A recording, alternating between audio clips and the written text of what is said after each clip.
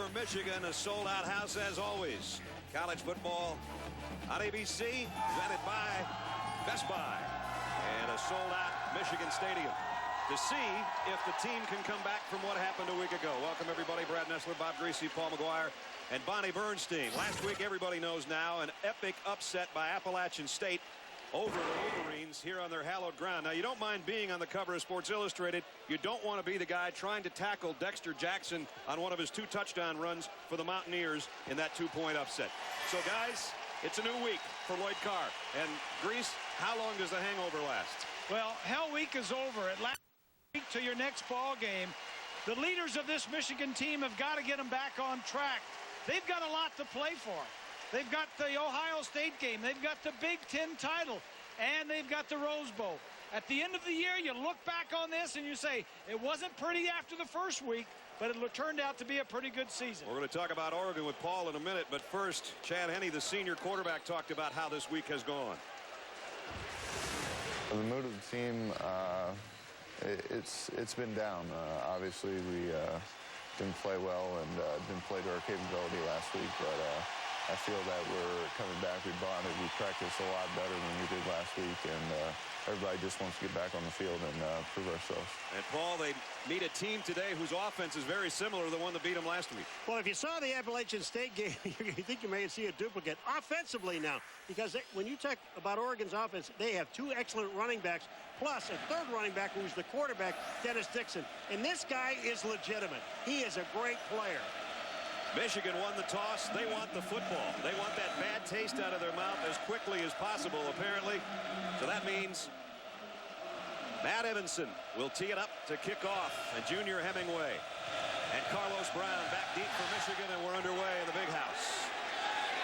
And it'll go to the 5 to Carlos Brown. Brown across the 20 and out to about the 23-yard line. And that's where Chad Henne, who we already heard from, will go to work. The senior who's on the verge of breaking every Michigan passing record. If he stays healthy, he should get them all. His 39th straight start, longest active in college football right now, and just 1 touchdown pass shy of John Navarre's school record of 72. So he'll come out with a veteran offense, of course, led by Mike Hart, and Jake Long, the other captain on the offense, the left tackle. So Michigan's got the football first. They'll have it at the 24-yard line. That's where they'll line up against the Ducks defense. Michigan in the familiar maize and blue, and the Ducks in all white. One of about 50 uniform combinations for Oregon. And it's Mike Hart straight up the middle. Broke 1 tackle and gets out near the 28-yard line. So let's check the Michigan starting offense, and Chad Henne will do the honors. Chad? Starting off with our offensive line, we got Big Jake Long on the left side that takes over leadership. Then we got Michael Hart in the backfield, playmaker ability. Adrian Arrington, Mario Manningham, and Greg Matthews on the outsides. And they are on the outside, 2 one way, 1 the other. Hart the single setback on a 2nd down and 6. And it's Mike Hart straight up the middle, hurdles a man out near the 34-yard line. He might have a 1st down. Pickup of 6, and he's going to have the 1st down, I'm pretty sure. Mike Hart, who had a big game last week despite a bruised thigh that kept him out of much of the 3rd quarter. What Michigan wants to do today is protect their defense. Their offense scored a lot of points last week, but their defense, with the spread option offense that Appalachian State used, scored a lot of points. The same offense, as Paul mentioned, is Oregon, so they want to protect their defense, eat up some of the time, take it off the clock. 2 tight ends set again, with Carson Butler setting up on a wing to the top of your screen. Both wideouts near side on 1st down, and it's Hart on a play fake, the pass, and Manningham's got a head of steam down the sideline. I beg your pardon, it's Butler, the tight end. He's moving so fast I thought it was 86 instead of 85. Pick up of 30.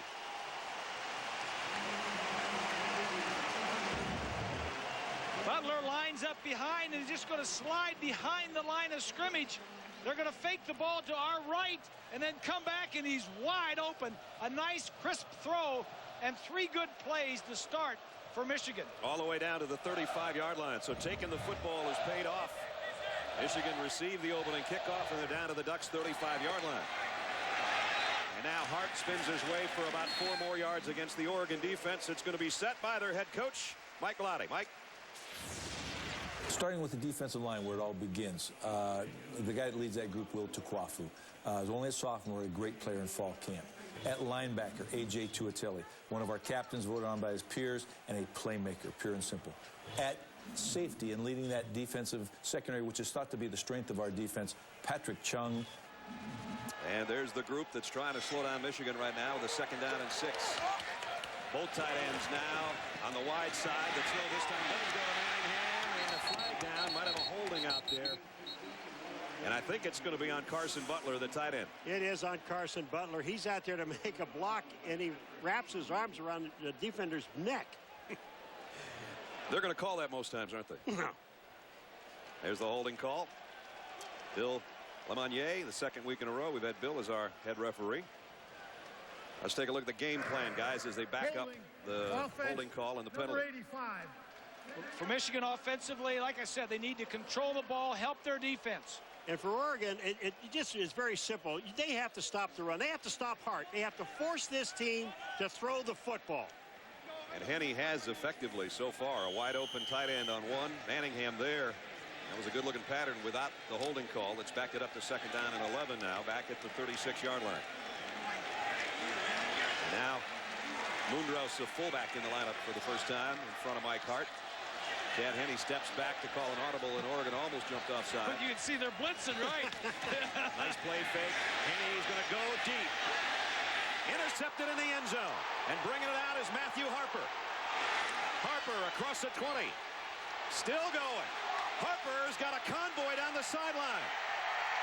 He's still on his feet across midfield into the 45-yard line. What a great return. 55 yards from the goal line. Huge turnover for Oregon. And the thing about this, what I really don't understand, there's only one guy in the pattern. One man is in the pattern. And the whole defense, there were 5 guys back there. Take a look at this. It's a play-action pass, but watch this when you're downfield. Look at all the white shirts and only one blue. There's the blue. Manningham. Manningham never got to the inside. He couldn't get through his defender. And then Harper with a great run back to the 45-yard line of Michigan. Talk about a momentum breaker. And now the spread offense with Dixon throwing on 1st down. Complete to Garen Strong, and Strong going strong inside the 30-yard line down to the 28. Let's go back one more time and look at the interception. Well, what happens is Henne sees the blitz. Watch the linebackers blitz, but he never sees the safety stay in the middle of the field. Now watch Manningham get tangled up right there, and he never got to the inside. Normally when you see a blitz, there's nobody in center field, but he didn't check after he blitzed. Johnson and Stewart both in the backfield, shifting. And on the option, Dixon keeps. It's got a wide open hole inside the 20, and he picks up 8 down to the 19-yard line. Dennis Dixon, one of the captains, a senior, signed by the Braves in the offseason, and his coach told us, I wasn't crazy about the fact he wanted to play summer baseball, but he said he came back and he caught up in a hurry, and he looked great a week ago. He had 141 yards rushing and 2 touchdowns in the air. Mike Bellotti says he's magic with the ball in his hands. 2nd down and a yard. He's going to throw across the middle. Got a man down to the 10-yard line and a 1st and goal. Ryan Paysinger on the receiving end that time. You know what's happening here? Yeah, Dixon's an excellent quarterback, and he's got receivers, he's got running backs. But this offensive line, Michigan's not getting off the ball. They're holding him at the line of scrimmage, and he's going to have all day, he being Dixon, to throw the ball. You see the Ducks go without a huddle. It's not necessarily a hurry up at all. They just don't huddle. It's 1st and 10 at the 11-yard line. They marked it back at the 11, so they can get a 1st down inside the 1. Now Dixon's ready, and he's going to hand it off. And going toward the end zone, and all the way to the end zone's Jonathan Stewart. Down at the 1-yard line. And now it is going to be 1st and goal. Oh, man, I'm going to tell you that guy, Mark Lewis, number 71, the guard pulled and went up into the hole. And I'm going to tell you what, you could hear it all over this place. Watch number 71, the right guard, is going to come out right there. Watch 71. Bam!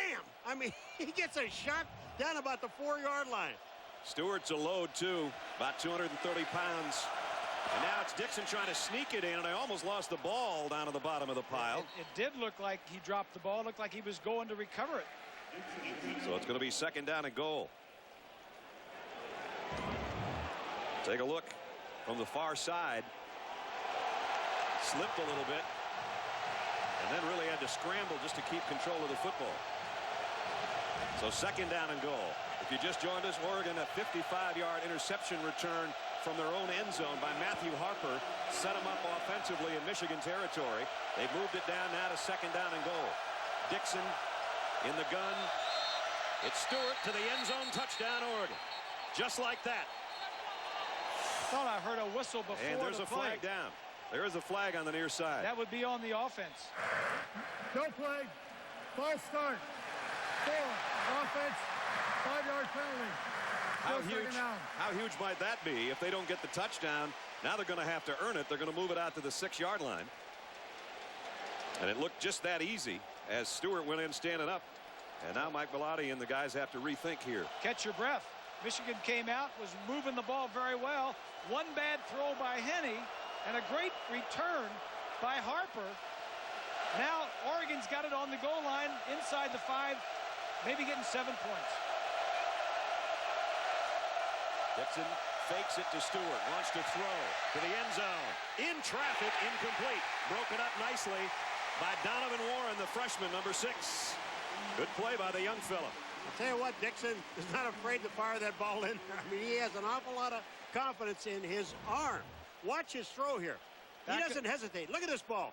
That's a great strike down. Ooh. Just good defense. You had pressure on the quarterback and coverage in the end zone. So now it's 3rd and goal from the 6. 3 wide receivers will break out of that huddle. And Dixon's going to call a timeout. Yeah, he doesn't want to blow an opportunity that's the right right here. thing to do. 10:32 first quarter. We'll find out if the Ducks can take advantage of that interception with a big 3rd and goal when we come back. I've always had this dream to be a car designer. From a very early age, I was drawing cars on every piece of paper I could find. And at age 11, I wrote Cadillac. And I was very interested in what was it that I needed to do to become a designer. I'm still following their advice, and my dream cars, they came true.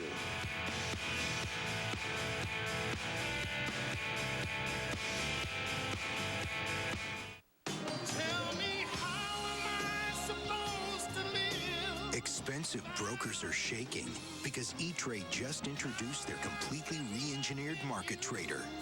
It's easy, it's extraordinary, it's E-Trade. Okay, heading to the Home Depot. Big event going on. Honey, promise me you won't go overboard.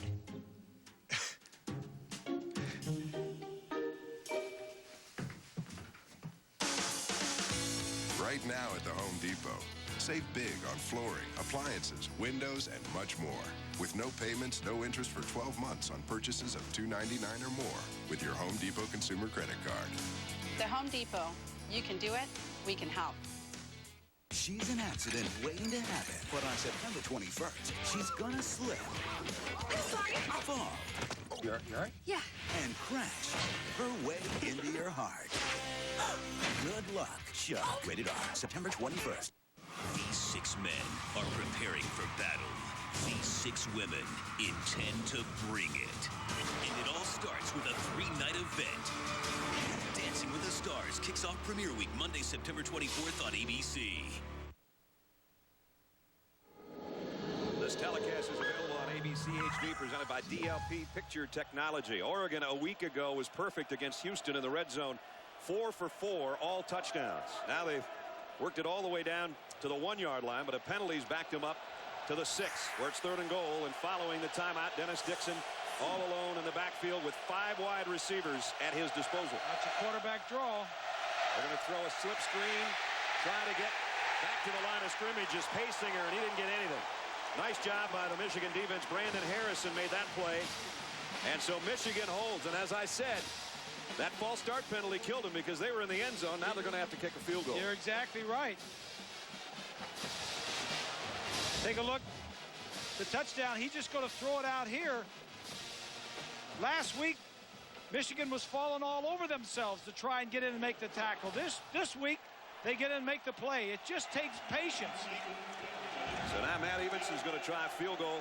He was 2 for 2 last week, 44 and 45. This will be a 23-yard kick. And it's up and good.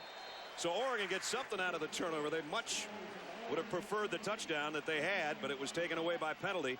They do get 3 after Henne threw that interception. Chad was doing well until that one throw. He'd like to have it back. He'll have a few more when we return.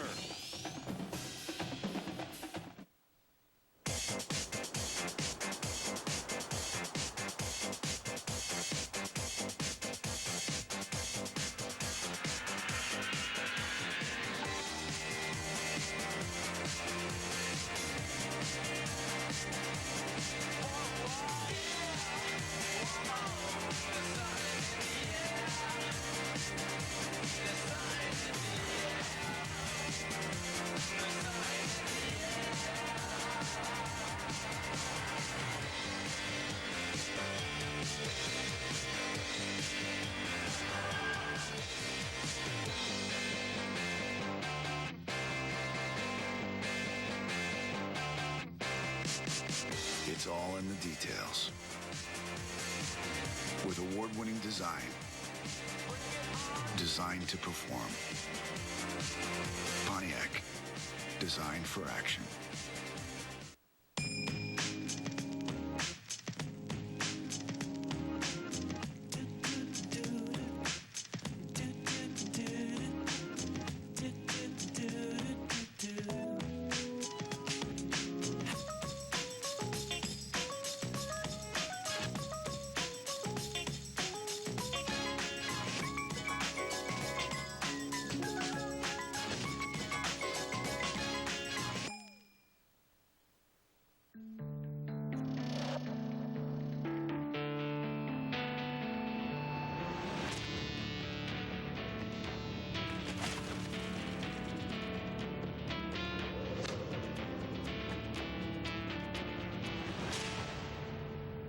A sudden disability can blindside even the healthiest business. At Unum, our benefits not only help people get back on their feet, they keep your whole company running strong.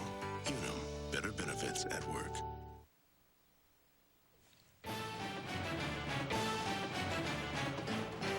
This presentation of ESPN's College Football on ABC brought to you by Best Buy. Get the knowledge to send them off to college right at Best Buy. Pontiac, the official performance machines of the NCAA. And Olive Garden. When you're here, you're family.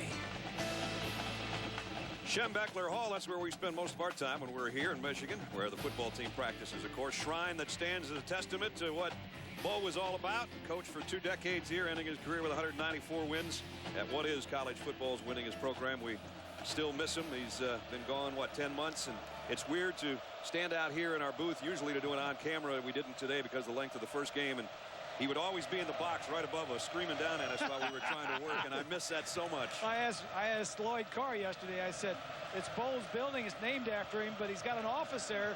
I said, do you miss him? What's it like? He says, his presence is still there. That's right.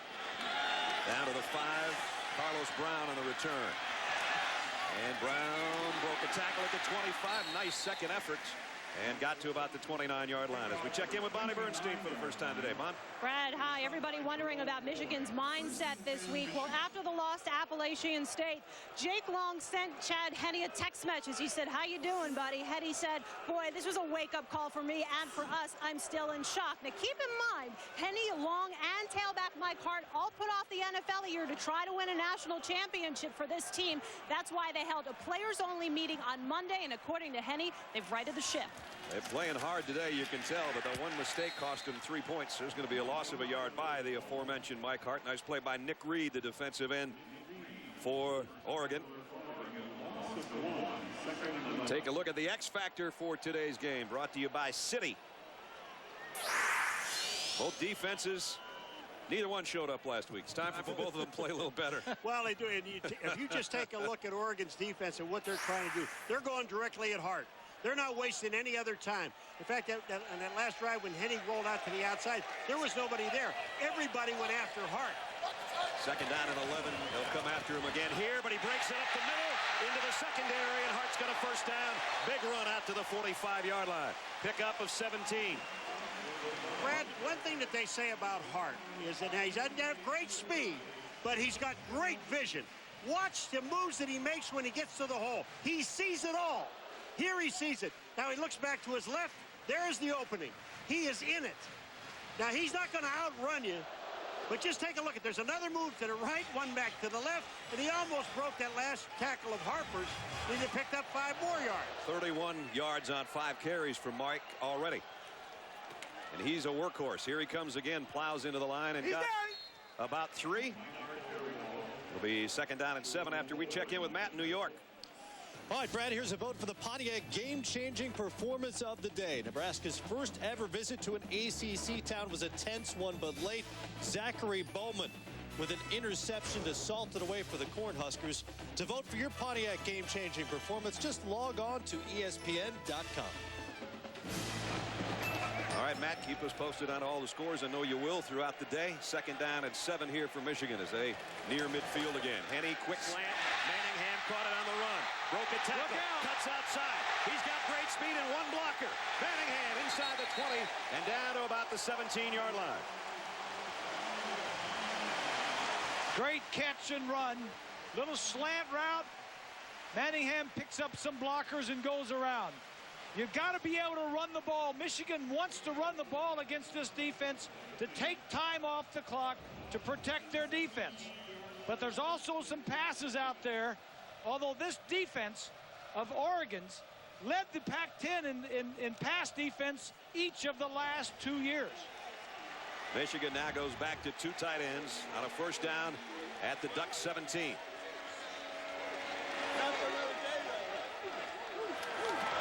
Play action to Hart. Henny rolls, wants to throw, scans the field, now decides to keep it himself. And he got about a yard, maybe. You look at the timeline of Michigan. They've lost 3 straight games for the first time since '79. All the misery. I was talking about Bo. Bo passed away the day before they played Ohio State after going 11-0. They were beaten by the Buckeyes for the 5th time in the last 6 meetings. Then came the trouncing in the Rose Bowl by USC. And then the unthinkable last week, losing to Appalachian State in week 1. A very good football team of Jerry Moore's. And he did an excellent job. And Lloyd Carr said, you know what, I've never done this before, but I called him the next day to congratulate him because he didn't get a chance to do so on the field when the game was over last week. Mike Hart. And Hart stays on his feet, stays with it down to about the 9-yard line. You know, you talk about a classy move.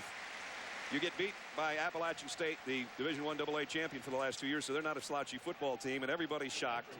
And so the airwaves and the newspapers are filled with Lloyd Carr stuff this week that isn't positive. Talk radio, sports talk radio, John. And you know what? He's just been Lloyd all week. Yeah. I mean, he's the same guy as if he'd have won that game last week. Well, he's too classy a guy to start naming names and start pointing fingers. All he knows how to do is go back to work and win.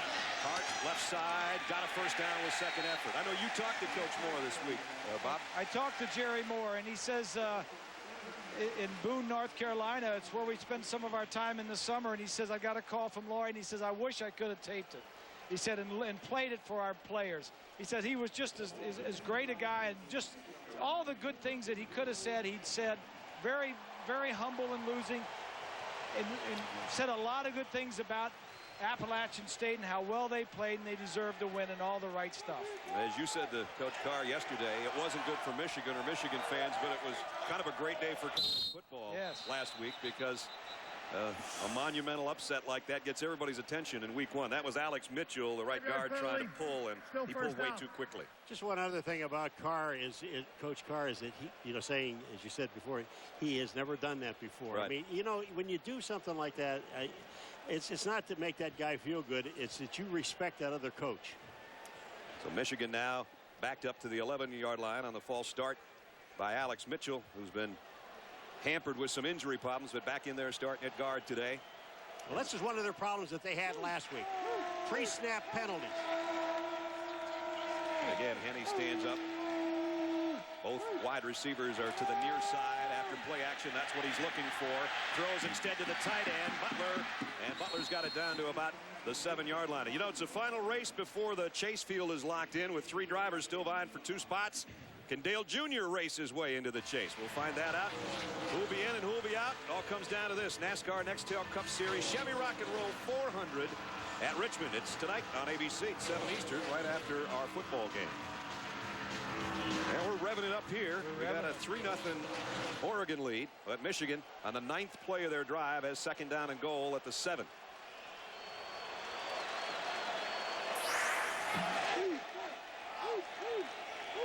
Will be 4 wide receivers, and they're going to go out in the flat to Hart. Oh boy, that's how you get your tailback killed. And Hart never did go down, but Tuatelli, the captain and the outside linebacker, let him know that he was there.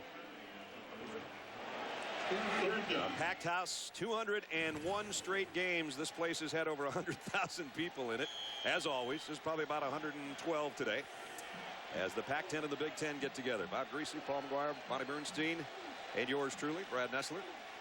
Key play so far. Chad Henne had things going well until he threw a post, and Mario Manningham didn't get there, but Matthew Harper did. Ran it back 55 yards, and that set up the Ducks' only score, a field goal by Evenson. 3rd down and goal, Michigan.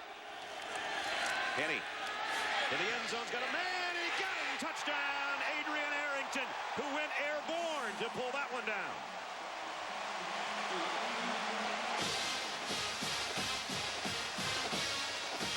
Chad saw him all the way, and he knew he had to deliver it high because there was a guy in front of him, and he put it right where it had to be. You're exactly right. When he threw this ball, I thought it was going to be picked, but he threw it to the 6th floor.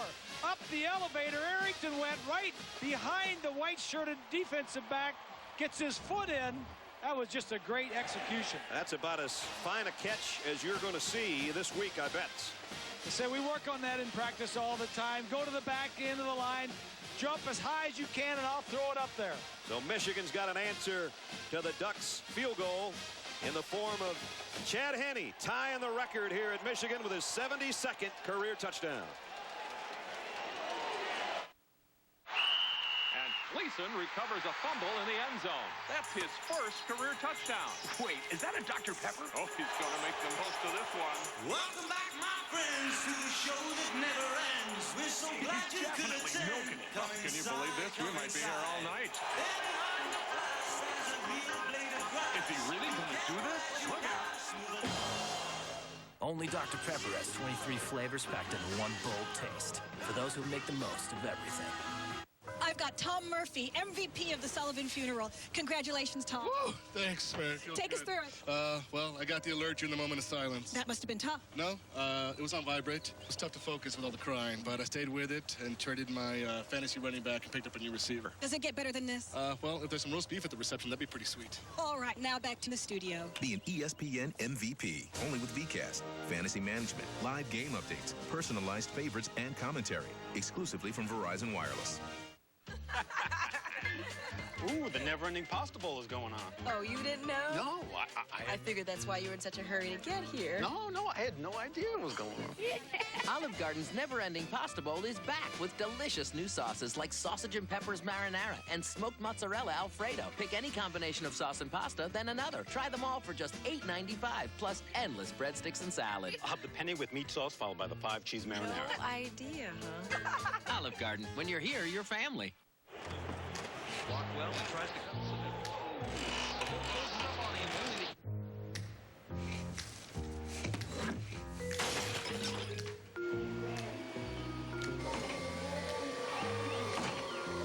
Looking for an excuse to buy a new Vizio?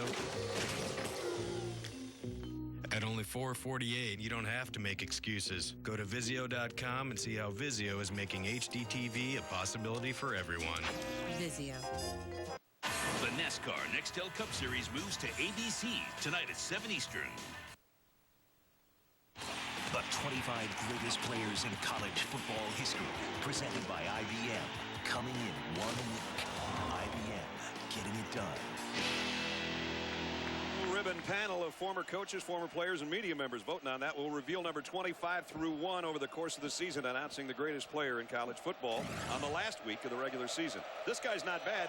He's the best Michigan's ever had now.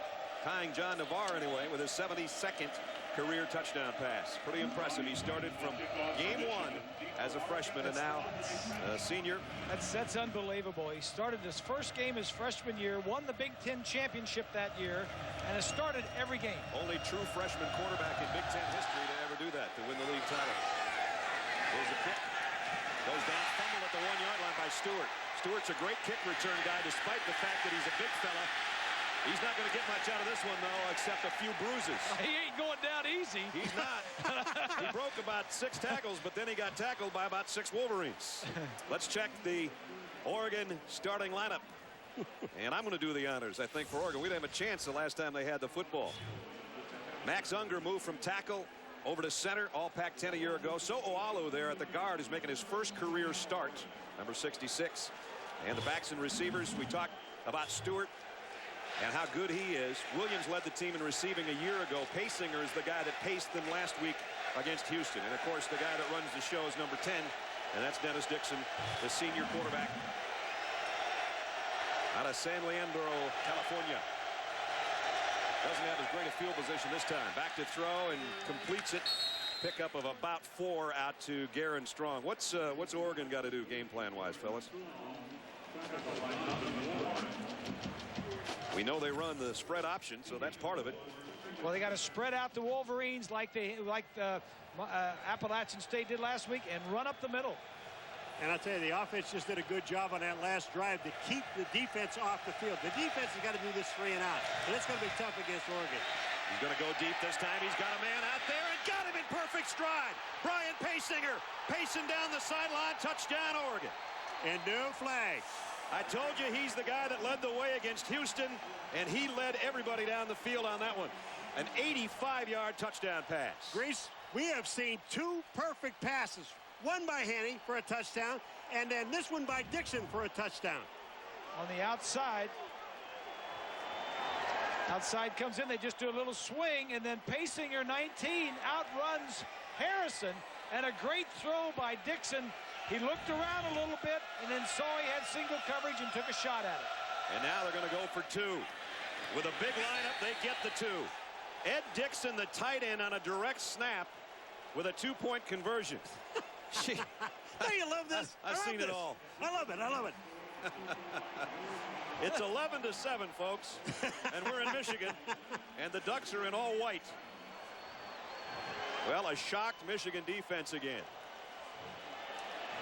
You know, Greasy said this. He said, you know, if you score against these guys, against Michigan, you get ahead. He said, this place goes quiet in a hurry. Yep. Well, it does, and it's not that intimidating a place to play. Here's the direct snap right here. That's a tight end there, and he just takes it and runs to the left. Ed Dixon, 6'5", 240, and he needed all of it and used all of it. And you can see the stunned look. I think they were much surprised. Well, a couple of things. I think they were surprised at the long touchdown pass. Then I think they were surprised they weren't kicking it. And then there was no quarterback. The tight end's going to take the snap. You saw the points allowed in the last 3 games by Michigan, as the 3 losses all over 30 points. And now they've given up 11 in the first quarter here with 4:40 remaining. Ness, how many people you think are in the stands and looking at each other and said, okay, what was that? What was that? Who ran that ball? What was that? And where did he come from? Maybe the Duck fans that made the trip from Eugene know that he was going to run that. Well, this Oregon team led the Pac-10 in total offense last year. 423 yards a game last year. They had 473 in their win over Houston in week 1. Stevenson a kick, and it's a high, short one. Somebody better hustle. It's going to go out of bounds anyway. And now the option is to make them re-kick or take it where it went out of bounds, which is actually before the 35. They're probably going to take the ball right there, I would guess. Yeah, they are. So they actually had 3 options. Take it where it went out of bounds, take it at the 35. Kick out of bounds, Oregon. Michigan elects to put the ball in play at the out-of-bounds spot. There you go. First down. Bill said it about the way I said it, only he had a louder mic than I did. Yes.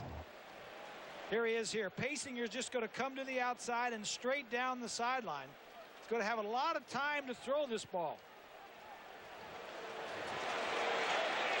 Good protection, single coverage down the field.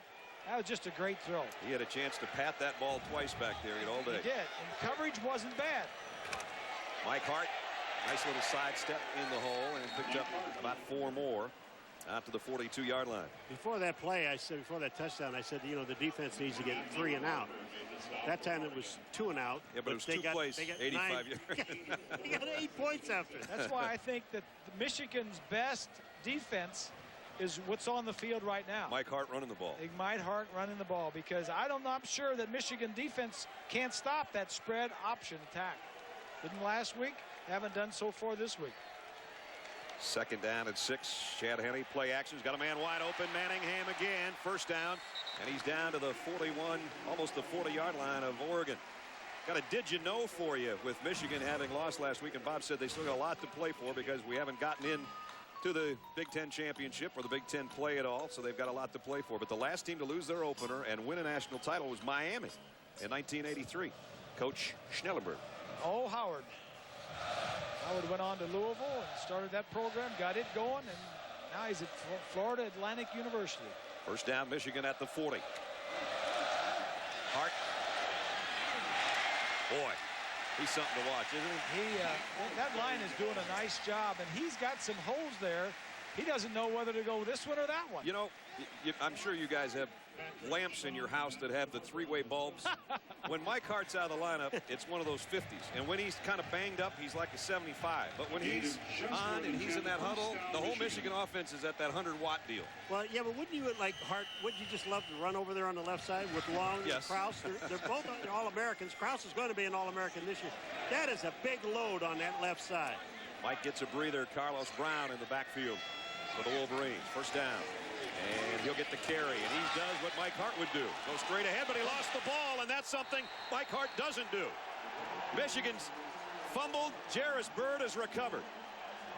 Wow, the 2nd turnover now when Michigan had things going their way. They're stopping themselves. Oregon has had 2 turnovers. That's 6 takeaways for Oregon this year, and they haven't given it away once. Got a nice hole. Butler, 85, gets a nice block. And this is what Mike Hart doesn't do. That's exactly what he doesn't do, and why when he's out of the lineup, it is really a detriment to that offense. That was Casey Matthews who stripped the ball away, number 55. That guy tells the story right there. Got his hands on his head going, why did we just do that? So now it's Dixon giving it off on the ground. And Jonathan Stewart gets out to about the 30-yard line. Michigan defensively, actually they have to play Sean Crable a lot today as a stand-up defensive end because they're in a nickel most of the time. So the 2 outside linebackers we put with the front 6 basically, and then in the nickel situation in the defensive secondary you add Brandon Harrison, who's made a couple good plays today, back there as the nickel. Dixon comes up firing again and bobbled but caught by Derek Jones. Another 12-yard pickup. Now Dennis Dixon, he just loves to be able to play in this offense. The spread is awesome. I mean, you have so many threats as to what you want to do with the ball. Heck, I hate to be offensive coordinator because you never know what you want to do at any given time. That's a funny line. Boy, he's doing it all again today. So far, it's been with his arm more than his legs, which is what killed Houston last week. He had an 80-yard touchdown run last week. And whistles blow this one dead. Left guard moved. I think it was Chergy who came out of his stance. It was. The next thing about this offense, too, Grease, that just absolutely kills you when you don't see that much of it, is that, well, on like 1st down, Stewart takes the ball and he gains 6. Well, now you're in 2nd and 4 with this quarterback who can run. I mean, last week, this guy carried the ball. He ran for 141 yards. He averaged 9.4 per carry. That's Dixon. 1st and long this time. 1st and 15, running for his life, shows his ability to run right there and diving. Boy, he wanted that 1st down bad, didn't he? Dennis, you could get it on 2nd down. You don't have to kill yourself over there. Picked up 13 yards. Washington, Boise State update. Matt's got one for us in New York. Matt. That's right, Brad. A Taco Bell update from Seattle, where the nation's longest win streak is in some jeopardy. Already 7-0 Washington. Lewis Rankin takes the pitch. He's up throwing to Quinton Daniels all by himself. Broncos down 14-0. Washington looks like a different team so far early, don't they? And Oregon looks like a pretty good team from the Pac-10 too. 6 more yards by Stewart before Jamison can bring him down, and they'll move the sticks again. But you know the thing about this offense, Grace, we talked to them, we talked to the coaches, and Ron English was just telling us, they spread you out. They spread you all over the field. They use sometimes 5 receivers, wide receivers. Now they've got 2 tight ends, they got 2 wide receivers and a running back behind the quarterback. Stewart, a big hurdle job, and down he goes, and the ball, oh, he didn't go down. The helmet is out. The ball is still alive. Check in with Bonnie. Talking about Michigan's defense, you have to know these players are on thin ice with Ron English. He said last week he doesn't remember the last time there were so many missed tackles, and he was adamant with these guys this week. He said, you will play hard, you will execute, and if you don't, you're going to be sitting on the bench. So he wasn't too happy when that deep ball went for a touchdown for Oregon last time out. Here's Dixon on the run, acting like he's going to throw, and you know he can't throw because he was over the line of scrimmage, but he picked up 4 yards on the ground. You know, talking about Ron, the way he walked into our meeting yesterday, I said, Ron, what came first, the first film session or the first practice session after you gave the kids Sunday off? He said, it was film first and then it was practice. I said, I just wanted to know which one I wouldn't have wanted to have been at. Well, you know, the thing about it is, though, Ness, I'll get to it right after this play with English. Hurry up. 3rd down and short, and Dixon, I think, has got the 1st down. He does. The thing about English is, you got to understand something. Michigan, they're starting 7 new guys on defense. So if you are going to take somebody out, who are you going to put in? You don't have anybody behind these guys. So he really has a dilemma. Paul, this is a defense that led the nation in rushing defense last year. Only gave up 43 yards a game. Only 43 yards a game. And you know, the guys that were behind those guys that left aren't you know, they could play a little bit. But they're not Woodley and Branch and Hall and some of those guys. And Leon Hall and Harris, and you're right, all those 5 or 6 guys. They're on the NFL. But the thing about this is a spread offense. But they led the conference, the Pac-10 conference, in rushing. So they may show you passing formation, but they're really good at running. They just don't have to block those guys that cover the guys that are on the outside. 8th play of the duck drive. Jeremiah Johnson in the backfield. Dixon's got to go down on a bad snap and cover it, and that'll drop him way back to about the 40-yard line. We were talking to Coach Bellotti about where this came from, where this whole offensive idea came from. And basically they installed this about 3 years ago. Before that, they were kind of a drop back pocket type of passing team with the Joey Harringtons of the world and everything. But he said, you know, when I came to Oregon in '89, he said Hawaii was running a wishbone with a throwing motion off it. He said it was kind of a mixture of things, a spread and the wishbone together, and that's what this is, basically a hybrid of that. And we're seeing more and more of it, Grease, around college football. You really are. And, you know, like I said, it's a spread, but the option is there. The quarterback is a running back, and there's another back in the backfield with him. Chip Kelly, his first year as offensive coordinator, came from New Hampshire. Yep. Now, we're just seeing a couple of mistakes by Oregon, the Ducks. The bad snap on 2 snaps ago, and now the drop pass, wide open player. This is the first long yardage situation on 3rd down for Oregon. 53% of their 3rd downs converted last week. And this is 3rd and 17. Here they come. Dixon got away from the first man. And he's thinking about throwing. Now he'll get what he can and get out of bounds near the original line of scrimmage. That'll drive Ron English just straight up the wall. You got a blitz. You got a free blitzer. He's going on the quarterback, and the quarterback does a little juke. And away you go. It's Jamison, Grace, number 90. Look at this. You called us perfectly. I mean, here's a guy you've got to be under control when you get back there. And if you're not, you're going to let the quarterback do exactly what he just did, get to the outside. They're going to give Matt Evenson a chance for a long field goal. I mentioned he hit one from 45 and 44 last week. This will be a 49-yard field goal attempt. Brady Leaf to hold. Kick on the way, and it is wide left. Didn't get it. Close, but not quite. So no further damage done. The Michigan defense holds. They still trail by 4. the big house. Capacity, 107,501. How did they all find parking?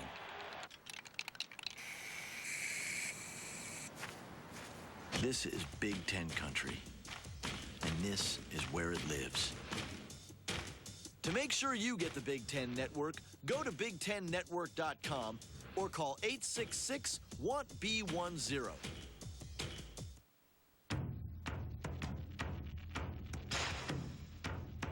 It's not just a jersey. It's a symbol of who we are. A community of coaches, student athletes, and fans. Bound together by a code of conduct.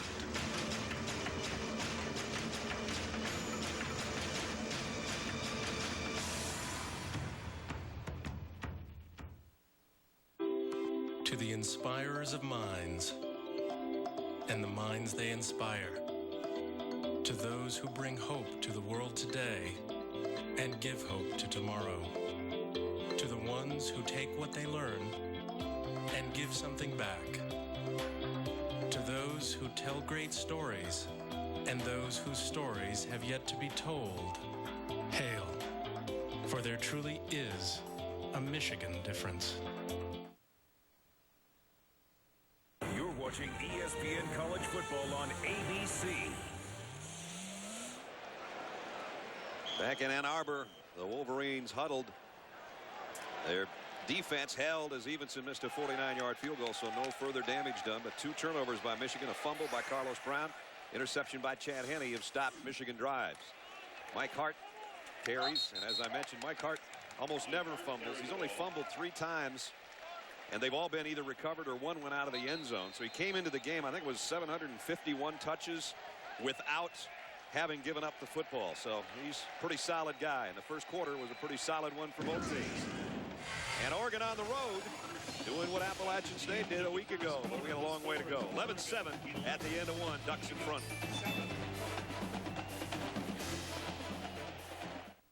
This is the place. Let's go. Open 24 hours. Common sense never sleeps. 2 for $1 hot dogs with all the fixings. Now, that's how you help people live the high life. Hey, how you doing, bud? There you go. This place is a mountain of goodness in a mixed-up world. Thank you very much. Now, come over here. I got something to show you. We got a surprise for you. Switch it on, boys. Certified purveyors of the high life. That's you, buddy. Certified purveyors of the Miller High Life. Yeah, proof the world hasn't gone completely crazy.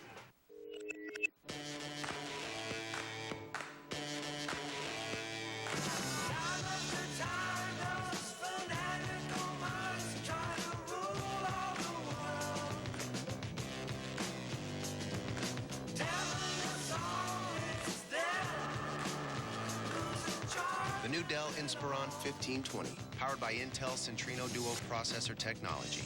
Dell, yours is here. This is the place where the whole science, the whole technology of the auto industry comes together with the arts. The result is a vehicle that is not only technically exciting, but also has just a very great sense of proportion and balance. It's that blend, you know, say art and science, that's Cadillac.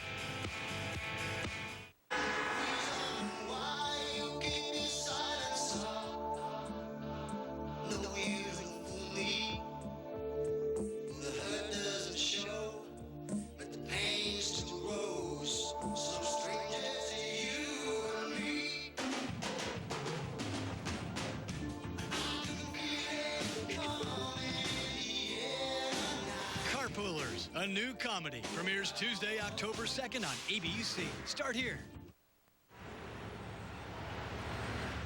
A Toyota? Get in.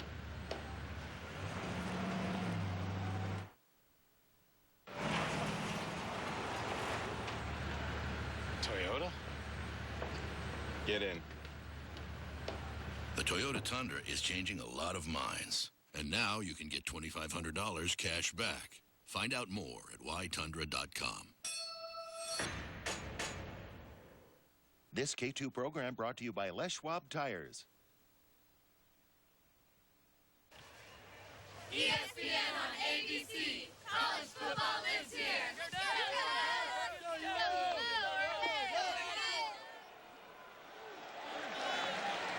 And here we start the second quarter with Chad Henne coming up to throw and hit from behind. I'd say, are they going to say it's a foot? No, that's an incomplete pass. Henne took a pretty good shot.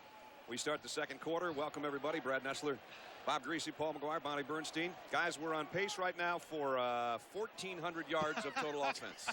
I love it. I'm an offensive guy. I get behind the offenses and everything. But Michigan can't win that way. They got to control the ball some and help their defense. We talked about both defenses. They really have to do something because they didn't show up last week, and the defenses really have not showed up so far this week. So third down and long. 3rd and 7. Oregon showing blitz, and they're bringing it. Henne stands tall and fires and got Manningham for a first down. Out of bounds. You got to give Chad Henne credit. He saw the steam coming, and he hung in there, and he delivered a strike of 14 yards. Good point, Brad. And his guys up front picked it up, and he found the guy that was open, and there was nobody covering. Who was it? Arrington that caught it? Or Manningham. Manningham. Come in motion and then goes across the formation, and nobody goes with him. And he got it out to the 49-yard line. Michigan with the familiar-looking 3 wide receiver offense. We wouldn't have said that about 15 years ago, would we? This is Arrington, and he's got another first down, and he's all the way down to the 33-yard line. One of the things that's happened here, and they told us, Oregon, that they were going to do this. Both corners, Thurman and Bird, are going to stay on their side. They're not going to flip-flop with the receivers. So that these guys are basically playing man-to-man on the outside. They have that much confidence in both those corners. But so far, they have not done the job. Well, Bird was the co-Pac-10 freshman of the year and a freshman All-American, and Thurman was a second-team freshman All-American. So they learned under fire last year, and they're a lot better for it this time around in their second season. Here comes an end around, and it's Mario Manningham with a crease. When he's got a crease, he usually takes it to the barn, but he had one guy he couldn't beat, and that was Harper. Nice run, though, end around for 14 yards. The strength of this defense are the defensive backs, as you guys mentioned, the 2 corners and Patrick Chung. Misdirection. You get the defense going one way, and then you come back. Michigan has had the ball 4 times. They've scored once, and they've turned it over 2 times. You know, that guy's made 2 game-breaking saving. Yes. 1 an interception, and they're a touchdown-saving tackle. Boyd, the linebacker.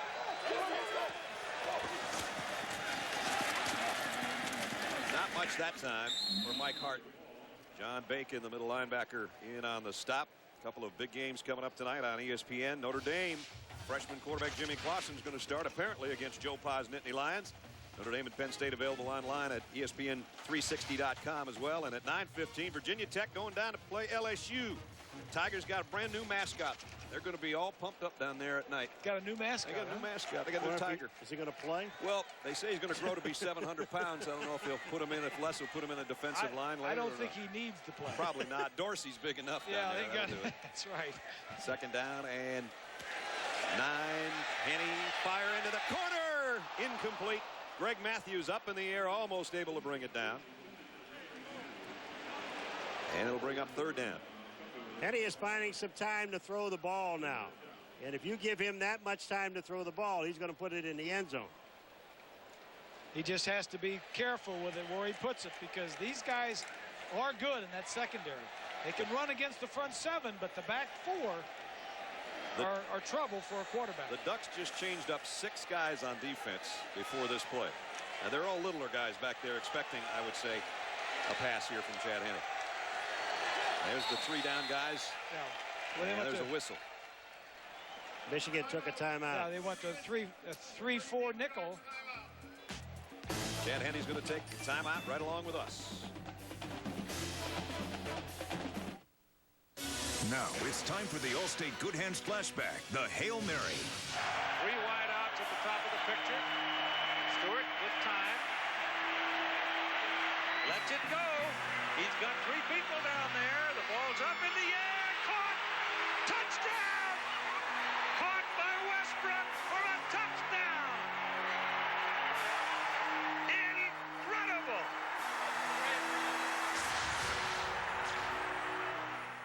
Why you always get the front seat? Because I have a higher education. What do you I mean? took honors classes. In high school. Hey, it's Bobby Bowden. I'm going to touch him. Now would be a good time to have accident forgiveness. I'm still going to touch him.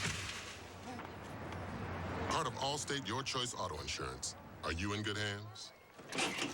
That wasn't him. But you still touched him.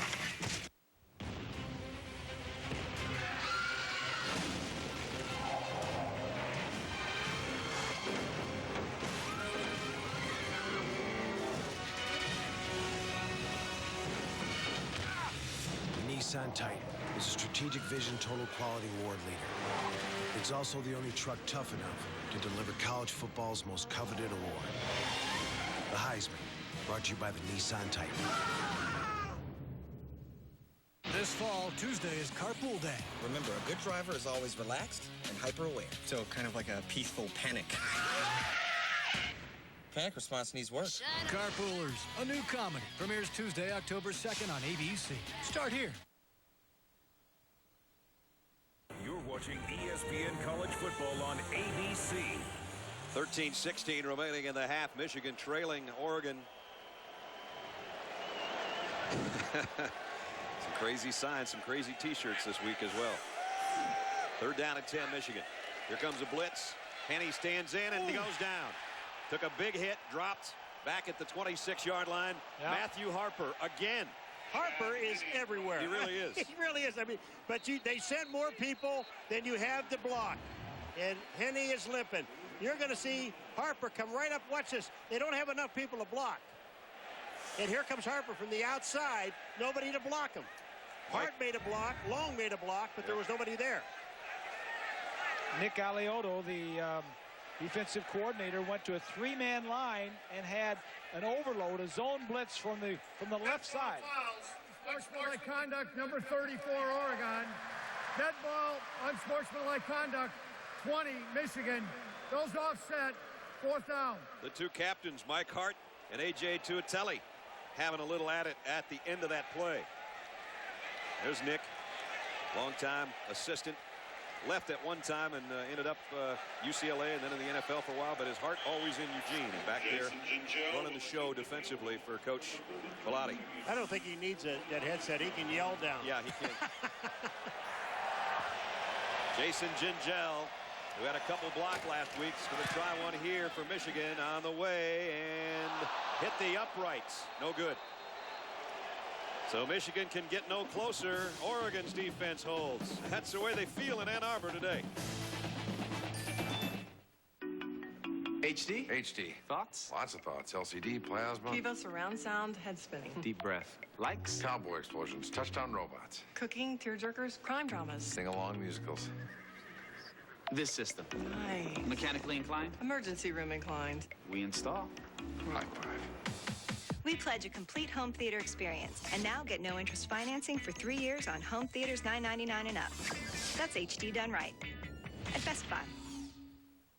You hear about Pensky? No. Got hurt, missed work. Thought his major medical was enough. Poor guy. Didn't have Aflac. What does Aflac do? Let's say this is major medical, right? Well, see the hole? That's where Aflac comes in. Helps pay for groceries, rent, all kinds of bills. Major medical? Poor Pensky. He thought he had enough coverage. Aflac. Ask about it at work. This is too easy, man. How did you pull it back together after what happened to you? You become someone else. A stranger. It's all you are now. There's no going back. I always believed the fear belonged to other people. Weaker people. What do you want, cops? You wish. The Brave One. Rated R. Starts September 14th. Only the Nissan Titan has a Utilitrack cargo system and the longest crew cab bed in its class. You choose the tie-down points, you choose the angle. Because Nissan thinks when you put something in your bed, it should stay there. The new 2008 full-size Nissan Titan. The Titan of trucks. Now get up to $3,500 Nissan cash back or 1.9% APR financing.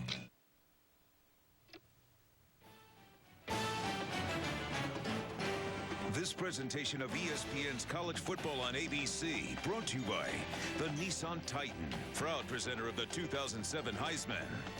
DLP HD TV. DLP is the official ESPN on ABC HD telecast sponsor of college football. And Aflac. Ask about it at work. Zingerman's, opened in '82 in a historic building near Ann Arbor's Farmers Market, offers a great selection of food, of which we partook yesterday. I'm getting kind of hungry right now, fellas. Yeah, I ordered lunch and got dinner. Here's Johnson. Jeremiah Johnson's got a first down and a lot more. Both Jeremiah Johnson and Jonathan Stewart. Great 1-2 punch. 17-yard pickup by Johnson that time. Well, this is what Johnson can do. He's an old shake and bake runner. He gets right here. Boom, boom, boom. Yep. And Trent just goes looking for his piece of his clothing there on the floor. Mike Bellotti says Johnson's a thief in the night when he runs. And that showed on that last play. Incomplete, intended for Jason Williams, broken up by Morgan Trent. Time for our Aflac trivia question. Duck got out of bounds at about the 12. The duck goes out. 10 Oregon quarterbacks have thrown for more than 2,000 yards in a single season, but who's the guy that did it first? Think about it. That's not too hard. hard. Some good quarterbacks at Oregon. Yeah, there have been some bunch of good quarterbacks. Second down and 10 for the Ducks at the 43. Here's Johnson up the middle, got to the 50, and he's going to be about 3 yards shy of the first down. Got it to midfield. So we take a look at our ESPNU All-State Standings review. USC is going to maintain the #1 spot because they don't play this week. Big LSU, game next week, yeah. Yeah, big game next week. LSU, we mentioned already, playing Virginia Tech. That's a big one down in the Bayou tonight. And Louisville, one of the teams that's already 2-0, put 58 more points up the other night. Oklahoma won today. Yep. West Virginia won, didn't they? They were winning big the last time I saw them. Third down. And Johnson's got the first at the 45. Shifty runner, Jeremiah Johnson. He can run a lot faster than Robert Redford when he was Jeremiah Johnson. I can say the one thing about these running backs, and they pound you. Stewart just labels you. He weighs 230, and then Jeremiah is 205. He's a shifty guy. Dixon comes up throwing. It's complete. Now that was a hurry up. Normally this is a spread offense, spread option offense with no huddle. They're in no hurry. But that time they got up to the line of scrimmage and ran a play very quickly before Michigan defensively was ready. Let's see if they're going to do it again. Try to quicken the pace. Yep. Dixon going to run with it. He's got a wide open field on the backside inside the 30. Tiptoes out at the 26-yard line. Just that easy. Picked up 12 yards. Ness, we're seeing so many guys, especially the quarterback and the 2 running backs for Oregon, and Hart, again, for Michigan, with great vision. These guys, I mean, as soon as that hole opens, they're gone. They don't even hesitate. When you see Dixon and he's got that much room, get out of the way. Well, first down for the Ducks. They picked up the tempo by speeding up the no huddle right along here in the last 3 or 4 plays. Pump fake, Statue of Liberty to Stewart. To the outside. Stewart with a hurdle inside the 20, and he bulldozes his way down near the 10-yard line. What a run by Jonathan Stewart. And Paul said he's 230 pounds. He'll run over you. When he was in high school, they said he was one of the greatest running backs in Oregon history. The guy they said was the best one ever is over on their sideline. I know you fellas saw him before the game. There he is. Then Bobby Moore. Now, as we know him, of course, Ahmad Rashad. Was that a great run? That was a great run. That was a great run. First down at the 11. They'll try it again. This time, Michigan tried to stand him up, and they do. He got maybe 2, though. Brandon Logan, the linebacker, made the stop. Grace, you see any confusion on the Michigan defense? You know what? it seems like more and more teams are using this spread option offense. You spread them out. You use 3 or 4 wide receivers. You leave one back in the backfield along with the quarterback. And the key is the quarterback can run. The better he can run, the more dangerous this is. And Dixon can throw, too, which is what he's looking to do right here. And now he shows with a stiff arm on the sideline. Gets out of bounds at about the 9-yard line. He's a good-looking quarterback. And we talked about the athletic earlier about quarterbacks. Whack, whack. Who's the first one to throw for 2,000 yards in a season? It's our buddy, our teammate, Fauci. Dan Fouts. And that's the Oregon uniforms are a little different than they. That looks like a Packer uniform. Not Green Bay, yeah. No, that's. Fauci was the first one to do it, and 9 other guys have done so since. The uniforms the Ducks are wearing now are a little bit different than what he wore. A little bit different. Dixon, one of the guys that's thrown for over 2,000 yards in a season. Now he's trying to do it with his legs.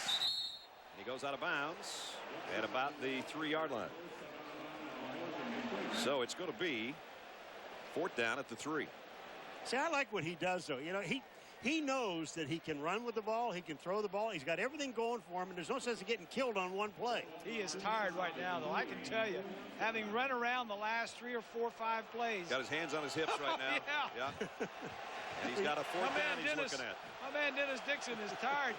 I said, let me hand this ball off to somebody. Or take a timeout. Hey, this is a huge play. It's 4th down and 2, and they're going for it. Dixon says somebody else take it, like this guy. Touchdown, Ducks. Jonathan Stewart for the touchdown.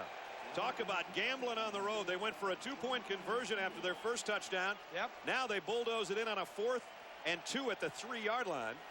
There was a hole. Mike Bellotti on the sidelines, calling the plays, punching the buttons, deciding to go for it on 4th, go for a 2-point conversion, making all the right calls. And now they're going to kick the extra point. Daniel Padilla to attempt the Daniel extra point. Padilla in for the point after. Giving the freshman some time, and he puts it right down the middle. So Jonathan Stewart, we talked about him on that drive. He looked pretty good on the final play of the drive. 2-yard touchdown, and the Ducks go in front by 11.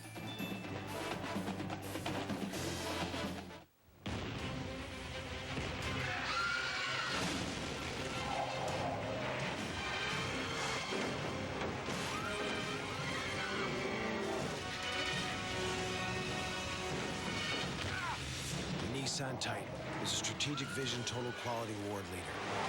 It's also the only truck tough enough to deliver college football's most coveted award. The Heisman, brought to you by the Nissan Titan. On September 14th. Well, it looks like I'm going to be your new dad. Ow! Can't take this anymore! Fear the whistle. Into the pool. Feel the love. You going down, Woodcock? And take a lap with Mr. Woodcock. Take a lap. Take a lap. You're not the first person in the world to get a hip replacement. Take a lap. Mr. Woodcock. Rated PG-13. Only in theaters September 14th. Retirement isn't just about spending endless hours enjoying warm tropical waters. It's not even just about leaping and jumping for joy because you planned ahead smartly. And it's not even about sharing time with family and friends over a great meal whenever you want. Or is it? It's time to start thinking about tomorrow. Ask your financial professional about Pacific Life, the power to help you succeed. Step up to a beer brewed longer. Step up to exceptional taste that's never filling.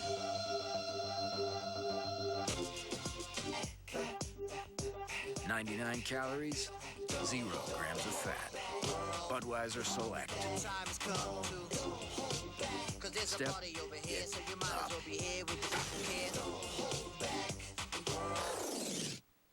ABC Premier Week begins Monday, September 24th on ABC. You're watching ESPN College Football on ABC. Where the Oregon Ducks lead the Michigan Wolverines, surprisingly, maybe to some, 18-7. 74 yards in 11 plays in just over 2 minutes.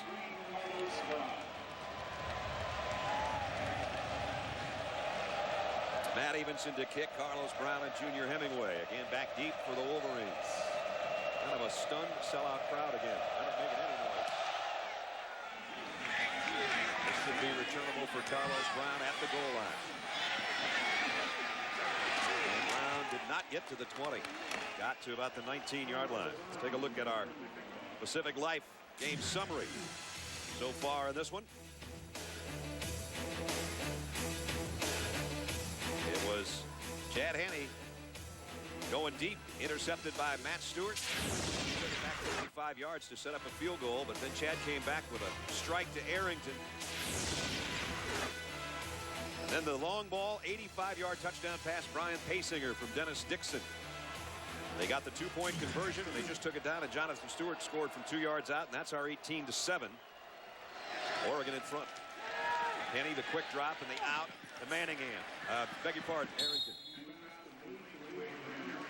Arrington pushed out of bounds after he picked up about 7. This is the side that's got to pick it up for the Wolverines, as that's the offense. They've had the ball 4 times. They've scored 1 touchdown and missed a 42-yard field goal. The other 2 times, they turned the ball over. The interception I mentioned and Carlos Brown's fumble when he was in just to give Mike Hart a breather. His only carry.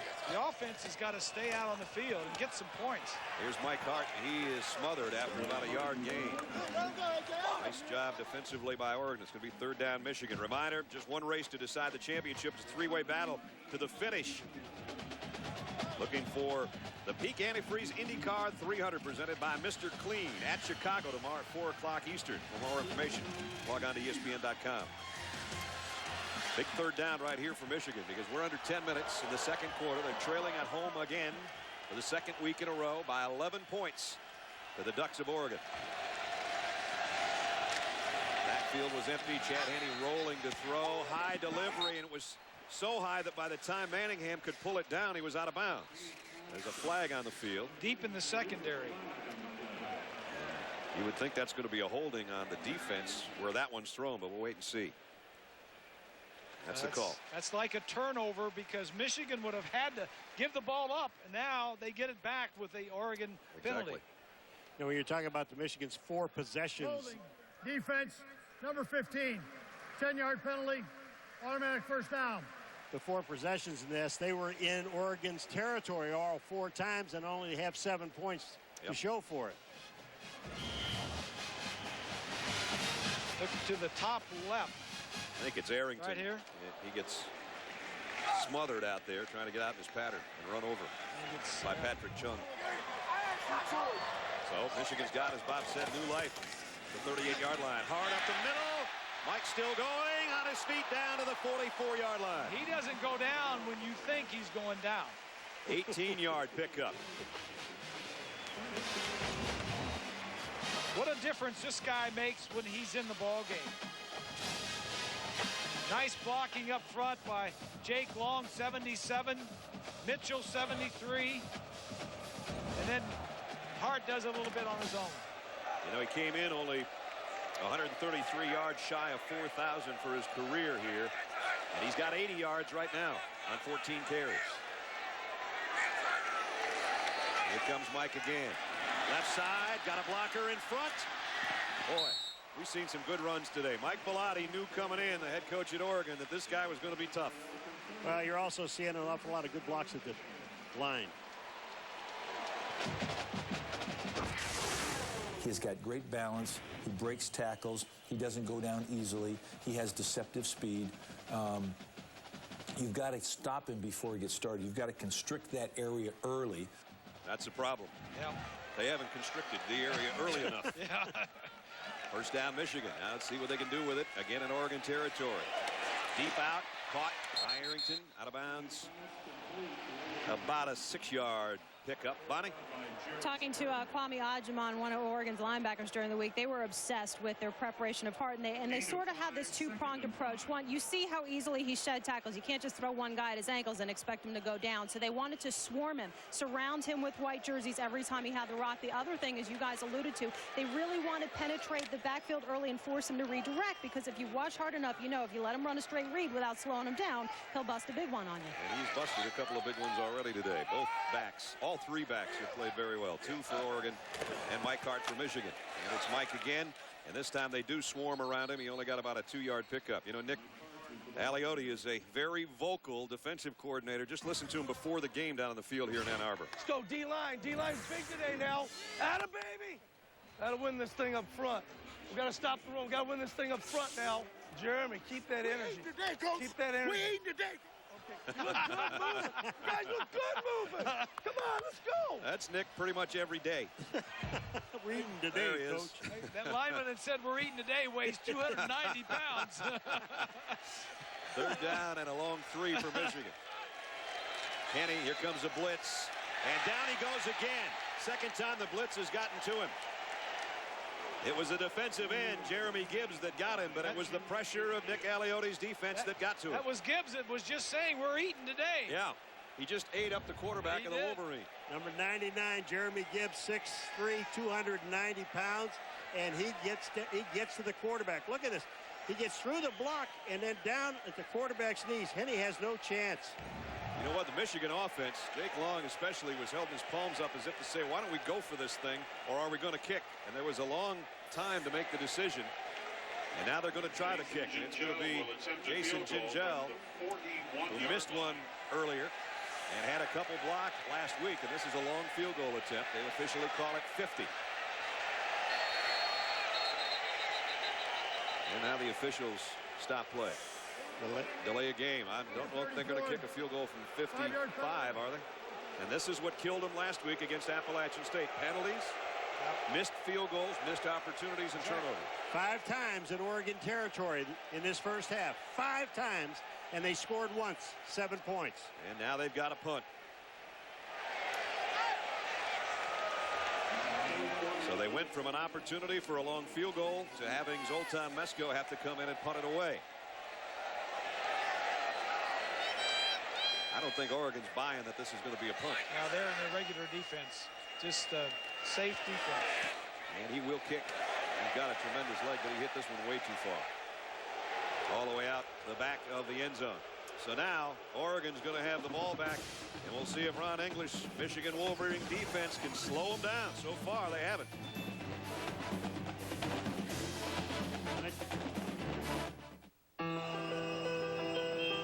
It's a big world, and it's my job to shrink it. I'm a model maker. We shrink buildings, we shrink landscapes. I make it really small. So when my doctor said that my going and going was because of an enlarging prostate, I said, how can we bring it down to size? He said, Avodart. He said, Avodart's different because over time, it actually shrinks the prostate and improves urinary symptoms over the long term. Other medicines don't treat the cause because they don't shrink the prostate. Avodart is for men only. Women should not take or handle Avodart due to risk of a specific birth defect. Tell your doctor if you have liver disease. Rarely sexual side effects, swelling, or tenderness of the breasts can occur. Only your doctor can determine if your symptoms are from an enlarged prostate and not prostate cancer. So have regular prostate exams. Ask your doctor about Avodart today. It's your growing problem. It's our job to shrink it. Avodart. You'll love this. Watch. The mirrors make bigger, better. Well, it's fast, sharp, it's big. But they got rules. It's amazing. It's the mirrors. DLP HD TV. Millions of tiny mirrors make the biggest pictures better. Get 36 months no interest financing on DLP HD TVs today at Circuit City. I'm Matt Weiner with this SportsCenter Minute powered by Vizio. A rare interstate meeting between Ohio State and Akron this afternoon goes to the Buckeyes after a slow start. Todd Beckman to Brian Rubisky, 22 there. And the nation's longest win streak is in jeopardy. Jake Locker to Marcel Reese, 58 yards. Washington leads Boise State 24-7. The Broncos have a 14-game win streak on the line. I like that Jake Locker kid, Matt. Thanks for the updates. I was impressed with that kid. ESPN's presentation of college football on ABC, presented by Best Buy. We're at the big house. 18-7 Oregon. And here comes Stewart again, rumbling into the secondary. Picked up about 8 more yards. So let's see, we've got about 265 yards of offense for Oregon, and we still have 7 minutes to go in the second quarter. Scored in 3 of the first 4 possessions. Time of possession is in their favor. Here's Stewart, cuts to the outside, hurdles his way out to the 50. Boys, he had a couple of great runs today, or what? 23 more yards for the big fella. Well, he saw Warren out there, and I just think he made a left to just run over him. He didn't have a chance to really run over anybody yet. So here he comes when he breaks it out. Just take a look at him. It looked like once he's through now that he could cut it back to the inside. 2 Michigan guys knocked each other off. But he goes out and knees Warren in the head. And a first down now for the Ducks back in Michigan territory. Just shaded on their side of the 50. Dixon on play action. High pass, but caught. Nice catch. Pickup of about 5 by Brian Pasinger. Had to go up and get that one. Brandon Harrison is the guy that made the stop. Coming up, Cooper Tire halftime show. John Craig and Doug in New York will have all the scores and highlights and possible upsets in the making if you consider Washington over Boise State an upset. Throwing the other way this time, and this is going to be a first down to Jason Williams. Jason Williams mixing it up over there with Donovan Warren, who pushed him out of bounds, but still he's got the first down. And this guy's huge for a wide receiver. Jason Williams, 6'5", 240. 240, a wide receiver, but I'm impressed with this guy right here.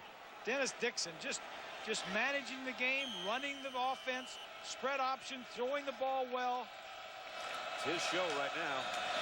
Jeremiah Johnson, this is one of the few plays Oregon has lost yardage. Well, what Michigan needs is a turnover. They need to jump up. Last year, Oregon was one of the worst teams in the nation in turnover margin. They were 109th in turnover margin. They had -10 turnovers. This year, in 2 games, a game and a half, Oregon is +6. Right. And it cost him 97 points last year with all those turnovers. Johnson again hammered immediately at the line of scrimmage. Obieze and Donovan Warren in on the stop. And so now it's a 3rd and long situation, which the Ducks have not found themselves in very often today. I don't know whether Michigan really wants them in 3rd and long. I don't know where they want them in anywhere. I mean, they're tired. The defense is tired. They're trying to get people on and off the field on the defense. Well, the Chevy Rock and Roll NASCAR race is coming up tonight. Right now, it's Oregon that's been rocking and rolling here in Ann Arbor all day long. Nobody covering the slot guy. And that can't be good. Oh. That tells you right away it's his own coverage. Right there in the corner bottom of your screen. Dixon flush from the pocket, broke a tackle. He's going to get a first down. Oh, man. He is unbelievable. 14 yards on a 3rd and 11. You know, the problem is you got to worry about Jonathan Stewart running the ball, and you got to worry about Jeremiah Johnson running the ball. So now when Dixon gets back to throw the ball, you got to worry about him running the ball. Yeah. So they have 3 great runners in their backfield. That's the whole concept, basically. You have a running quarterback in this offense. You got to have somebody backing up the line that can catch him. Look at this formation. They got Jeremiah Johnson stacked down on the right-hand side in the slot. Look at those. You don't see many of that in any football. Maybe Canadian Football League. I don't know. Let's see where they go with it. Dixon's going to fire it. Oh, catch. And a first down. Jason Williams, well, that's what helps about being 6'5", 240. You can muscle your way up and make grabs. So Oregon is moving down the field, and they might score again. They lead 18-7, trying to shock Michigan here on their home field for the 2nd straight week after what happened a week ago to Appalachian State. And I'm telling you, this is a stunned 112,000 people right now. Penalties all over the place. Oregon has 323 yards of offense. Contact. And they've done it in a lot of different ways, including going airborne for 85 yards on a perfect pass down the sideline. Paysinger from Dixon. That's the biggest play of the day. But there have been a lot of other good ones. How can a guy, Dixon, throw so well and still be able to move so well and so quickly? That's why the Braves drafted him in the 5th round to play baseball. Yeah. 1st and 5. As the Michigan penalty gives Oregon even better field position. Looking to the sideline, he got a check off. They saw the cover, the defense. They're checking it off from the sideline. At the 9-yard line. Pump fake, Statue of Liberty. Stewart. And now it's Dixon. He had me. He didn't give it to him. He didn't give it to him. He faked you. He got you, Ness. He got me. Touchdown, Oregon. Was this a beautiful play or what? And they were waiting on the outside for Stewart to get the ball. Watch this. The right-hand side of the defense, they're waiting for, watch, Stewart. They're waiting for Stewart. Now, he doesn't give it to him. He's going to keep it and come this way. Earlier, they ran the Statue of Liberty where he did give it to him. Just a great call. And a touchdown. I love it. Capping another 80-yard drive. Extra point is up and good. It is 25-7, Oregon. Oh, the Michigan faithful are beside themselves. Here's another look. What a beautiful play. Boise State would love it, wouldn't they?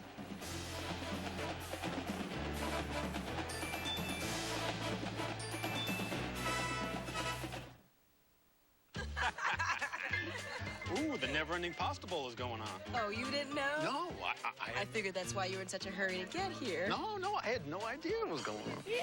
Olive Garden's never-ending pasta bowl is back with delicious new sauces like sausage and peppers marinara and smoked mozzarella alfredo. Pick any combination of sauce and pasta, then another. Try them all for just $8.95, plus endless breadsticks and salad. I'll have the penne with meat sauce followed by the 5-cheese marinara. No idea, huh? Olive Garden. When you're here, you're family.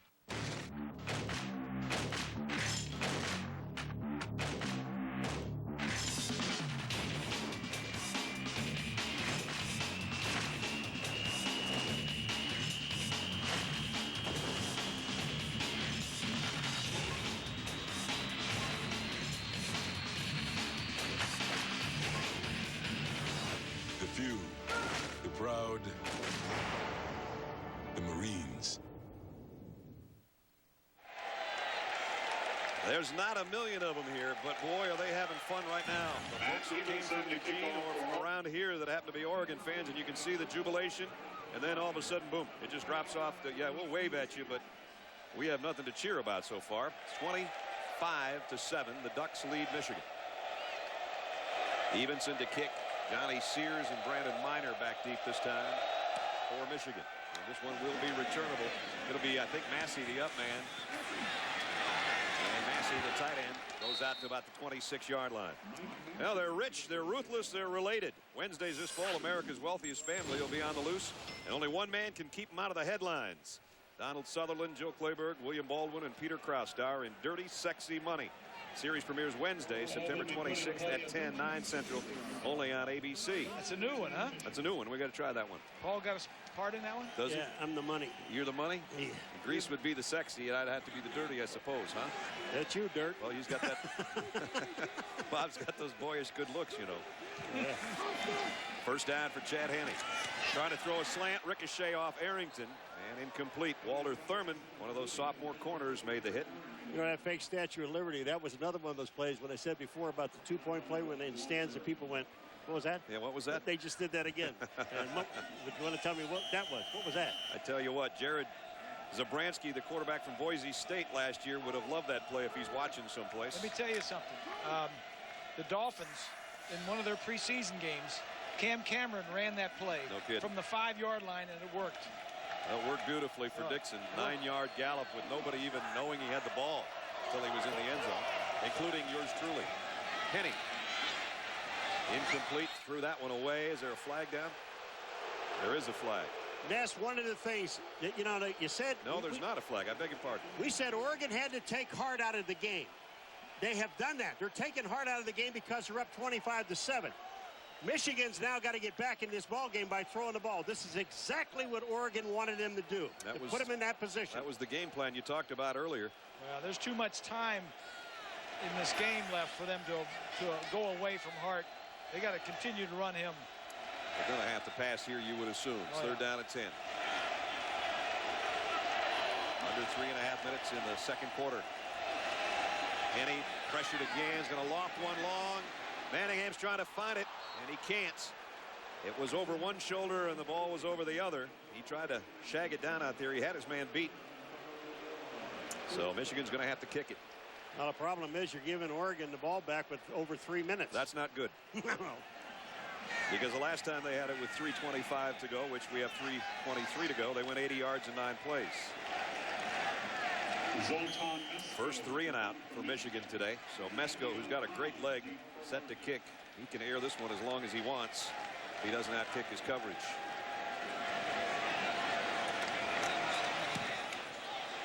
High arching spiral.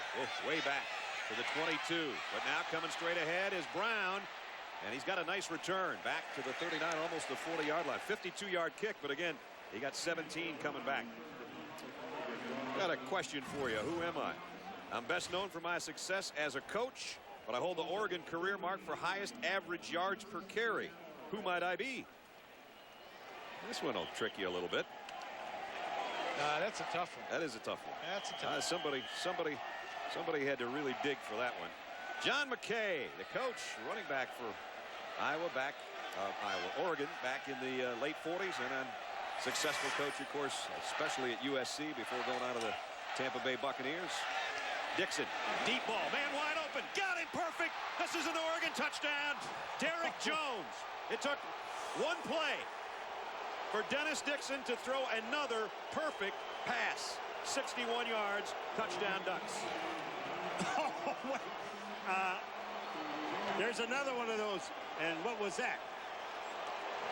I'm telling you, this guy is so good. This Dennis Dixon, when he said he loves this offense, I guess so. They got, what, 800 yards so far? I'll tell you what, they may be close to 500. Wow. Wow. 393 officially. And we're not at halftime yet. Dixon, an 85-yard touchdown earlier to Paysinger, and now 61-yard rocket to Derek Jones, and Padilla's extra point has added to the Oregon total. It is 32-7. All I can say is wow right now. Well, let's take a look and see what happened. Here's the slot guy. He's going to go straight down the field. They do a little play action fake in here, and it's a 3-deep zone. Right here, you can stop it, and you see, here's a defender, there's a defender, and it right down, split the seam, is the Oregon receiver, and he just put the ball right on the money. He almost caught the back end of this ball. That's how good it looked. As we get another angle, Dixon is going to be throwing it, and Jones is going to be coming right at you. Watch this catch over the shoulder. Whoop, back of the ball. Goodbye. This is the second week in a row that Michigan defensively is facing this style of offense, the spread option offense. Look at the numbers here for Dixon. Dixon 293 of their 393 total. Wow. You got to have a quarterback that can do it. That was the style of offense that Appalachian State used, and we were talking to some of the coaches, and I said, obviously, to get ready for these two first games, you knew you were going to play a spread option offense. You probably practiced this in the spring and all summer, and they shook their head yes. And I said, you're probably going to be glad when Notre Dame comes in here next week and doesn't have this style of offense. Johnny Sears from the 6-yard line on the kick return. Sears had a little bit of an opening. It closed on him. Still a pretty good looking return. Let me grace this Curtis.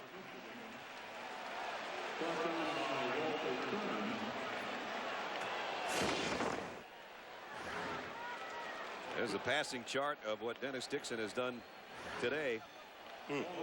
Pretty impressive, huh? He got 162 yards either down the middle or down the left side, and 2 of them touchdowns. Grace, you know, when you brought that up, what about teams like Notre Dame?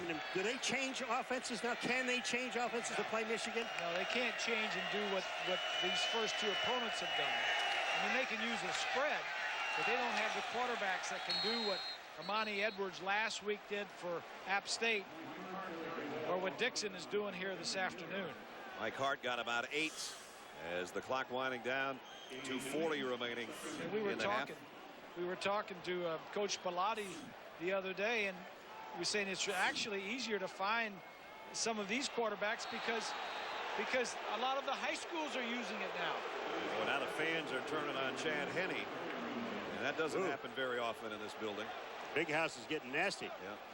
Hart is over 100 yards, by the way, with 103, and Michigan in his career is 17-3 when he rushes for 100 yards. Unfortunately, he went 188 last week, and he's got 103 today, and neither one's going very well right now. Yep.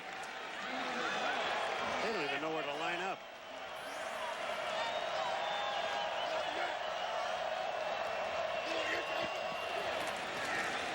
And Mike, another carry. Nice move. Cross midfield. He's shifty, isn't he? He's shifty and he's strong. Yes. He's fun to watch because he sees it all. There's an Oregon player down, but he really does. He sees it all. He's not one of these flashy guys, but what he does do is he's got enough power, and his feet are so quick that he can make that one little quick move and still pick up another 5 or 6 yards.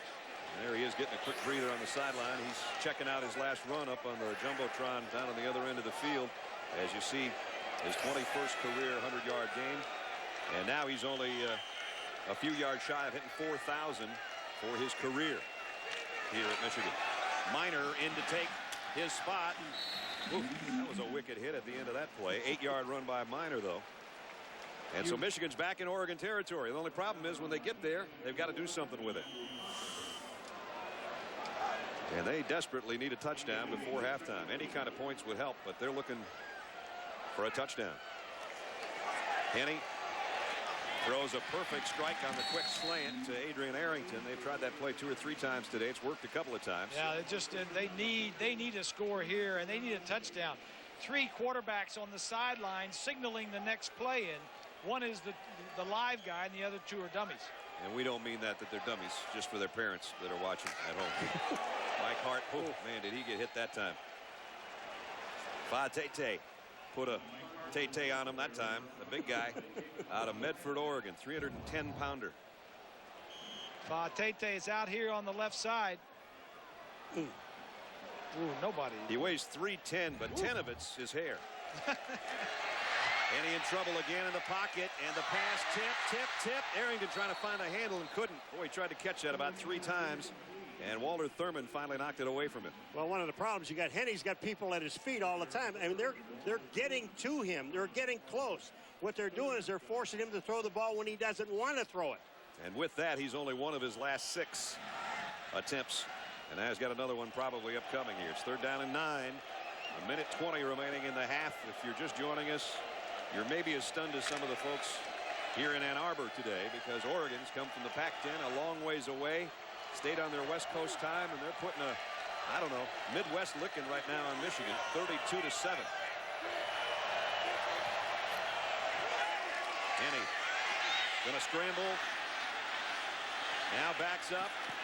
Still looking for a receiver all the way to the Michigan sideline, and then got unceremoniously knocked out of bounds right in front of his own bench by Willie Glasper. The difference in the 2 style of quarterbacks. Dixon would have had that ball, taking it down to the 10, 5-yard line. Hart goes to the sideline, straight to the sideline, and didn't pick up anything. Mallett's coming in, I think. Well, maybe not. Chad's walking back out there. They were going to send in Ryan Mallett, I think, but they had a chin strap problem or something, so Chad Henne is going back out there. You got 4th down here. 4th down and a bunch. 4th and 12. They need to go all the way to the 20-yard line. And now timeout, Michigan. So part of that's due to the fact that Chad Henne is shaken up. They couldn't get the backup quarterback in, and then with the confusion, the time was winding down, and Michigan takes a timeout. Okay, heading to the Home Depot. Big event going on. Honey, promise me you won't go overboard.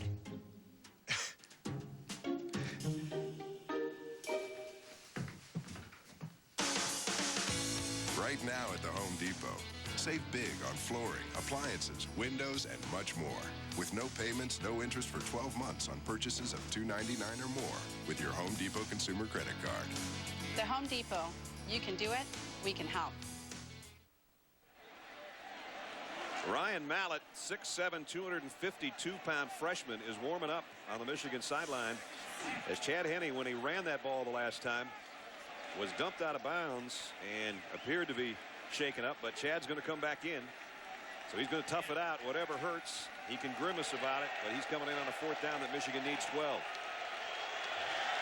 I just don't know if I'd like to give Oregon the ball back with they're going to have over a minute and 2 timeouts and on the ball at the 30-some yard line. If this is incomplete or if they don't get a first down. Henne down the middle, got his man. First down, Michigan. Given some ground is Manningham, trying to get extra ground, and he's got a first down. So Henne stays in. He throws a strike to Manningham, and Michigan keeps on going. 17 yards, Grease, on 4th and 12. Yeah, this is a big pitch and catch right here, and then Manningham almost gives it back by retreating to get more ground. He almost gave up the first down, which is what they needed right now. Did get down to the 14-yard line. First down, Michigan, in desperate need of a touchdown here before halftime to try to get back in the ball game. Mike Hart down to the 6. Jerome Boyd, the linebacker, brought him down. Clock winding. We're under a minute. 32-7. Oregon leads Michigan. Michigan was ranked 5th in the country last week before being upset by Appalachian State. And now for the first time since 1967, unranked after week 1. And they're not worried about where they are in the polls right now. They know they're in a dogfight or a duck fight. What do you call it when ducks get in a fight? I'm not sure, but we see one right here going on. Yep. Coming up next Saturday on ABC, Pete Carroll's top-ranked Trojans, speaking of ranking, face a dangerously early season test down the road. They got to take on Big 12 power Nebraska. Nebraska survived Wake Forest today. Saturday Night Football presented by Southwest Airlines. USC and Nebraska next Saturday, 8 Eastern, 5 Pacific on ABC and ABC HD. Brad Nessler, Bob Greasy, Paul McGuire, Bonnie Bernstein. We're in the big house in Michigan, and it is a quiet house, I'll tell you that much. 702 total yards of offense between the two teams, but it's the Oregon Ducks that have most of that. Yeah, well, Oregon has scored on 6 of their 7 possessions. 5 of their 6 possessions, excuse me. And we have seen some wizardry from Dennis Dixon, their quarterback. Yeah. Say that again. Wizardry. Is that a word? Yeah, it's good. Yeah. Well, 3rd down. It's enough to make you chew on your necklace. They got to get it down to the 4-yard line, Michigan, for a first down. They need 9 yards for a touchdown. Here comes the pressure on Henne to the end zone. High, and this one not catchable by Adrian Arrington. He got away with one of those on the other end in the first quarter, and not that time. I like what Oregon did right there. They just came. They just sent them all. They said, you know, if you're going to throw that thing, you're going to have to throw it quick. And I don't think Henne got a chance to set himself. I think you got to go for it. Well, they're going to. Yeah. Henne stays out there. It's 4th down, Michigan. You need what, 4 yards for a first down and 8 yards for a touchdown. Right now, they'd love to get to the 4-yard line. That'd help them. Only 31 seconds left in the quarter. Send them all again. They're coming. Here they come. Henne lofts it to the corner for Manningham. It's tipped, and then it's intercepted by Thurman. No, he was out of bounds. Doesn't matter. They get the ball anyway. It's Oregon ball either way. So the Ducks defense does the job again.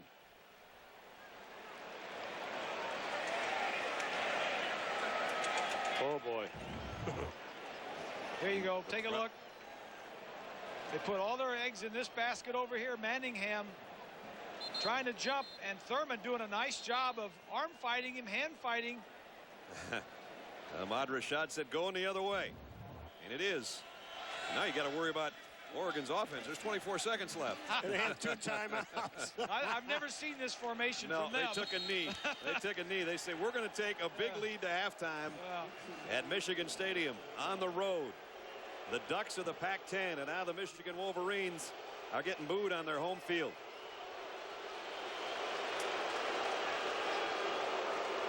They head to the tunnel. It's going to be a 32-7 halftime advantage for Oregon. Michigan's got a long way to come back. Let's go down to Bonnie. Dennis Dixon's had so much success with his hands and his feet, Lloyd. Where have the defensive breakdowns been? Well, I think we've given up 2 big plays. Obviously, our offense has not helped us at all. Speaking it's of not just one thing. With the offense, how do you get some better protection for Chad Henne? Well, Chad's got to get rid of the ball a couple of times. We've turned the ball over twice. That's really been what has hurt us. Any idea what the injury is with him? Sure I do.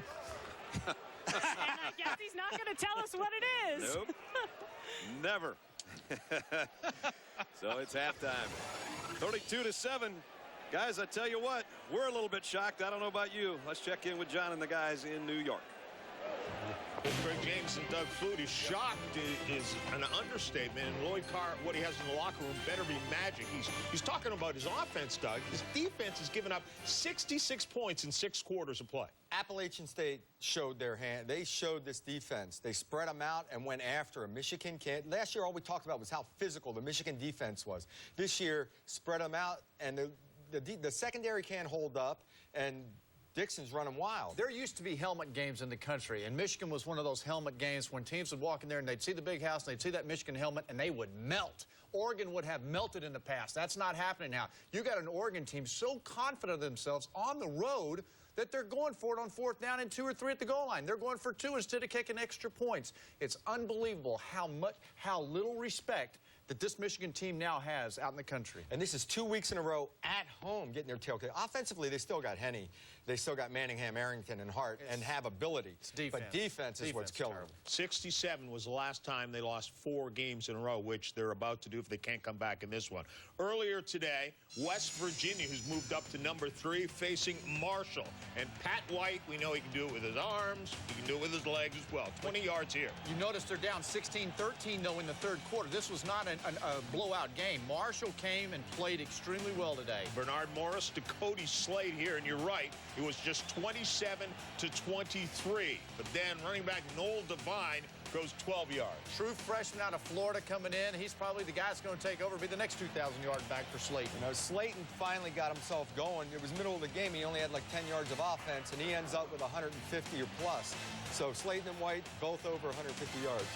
Slayton 144 of those yards in the second half, as you said. Still coming up, we will talk Michigan and Oregon some more, plus some more highlights in the Cooper Tires halftime report. Nissan engineers know the backbone of any truck is its frame. That's why the Nissan Titan's frame is fully boxed. Unlike competitors' C frames that are prone to flexing, our box frame is the strongest truck frame we've ever built. Just one more reason, it's the Titan of trucks. The new 2008 full-size Nissan Titan. Now get up to $3,500 Nissan cashback or 1.9% APR financing.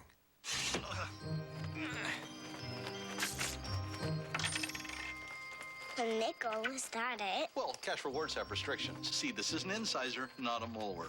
Plus, there's a 7-tooth minimum before the payouts get progressively larger. Additional terms and conditions may apply. Cashback is only applicable for deciduous teeth lacking decay or... I'm confused.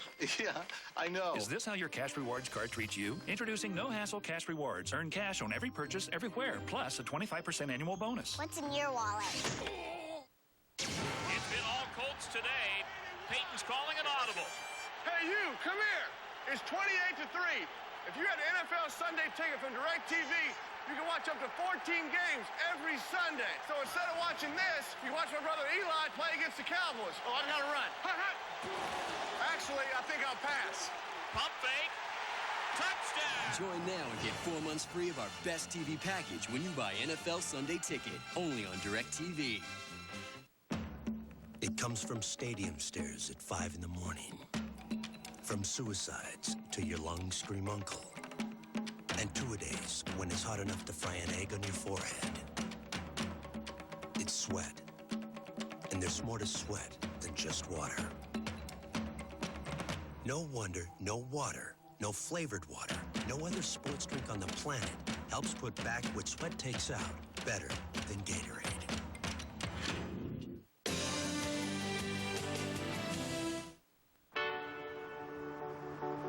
we advance in leaps and bounds. From generation to generation. At Acura, we help people advance. From where they are to where they could be.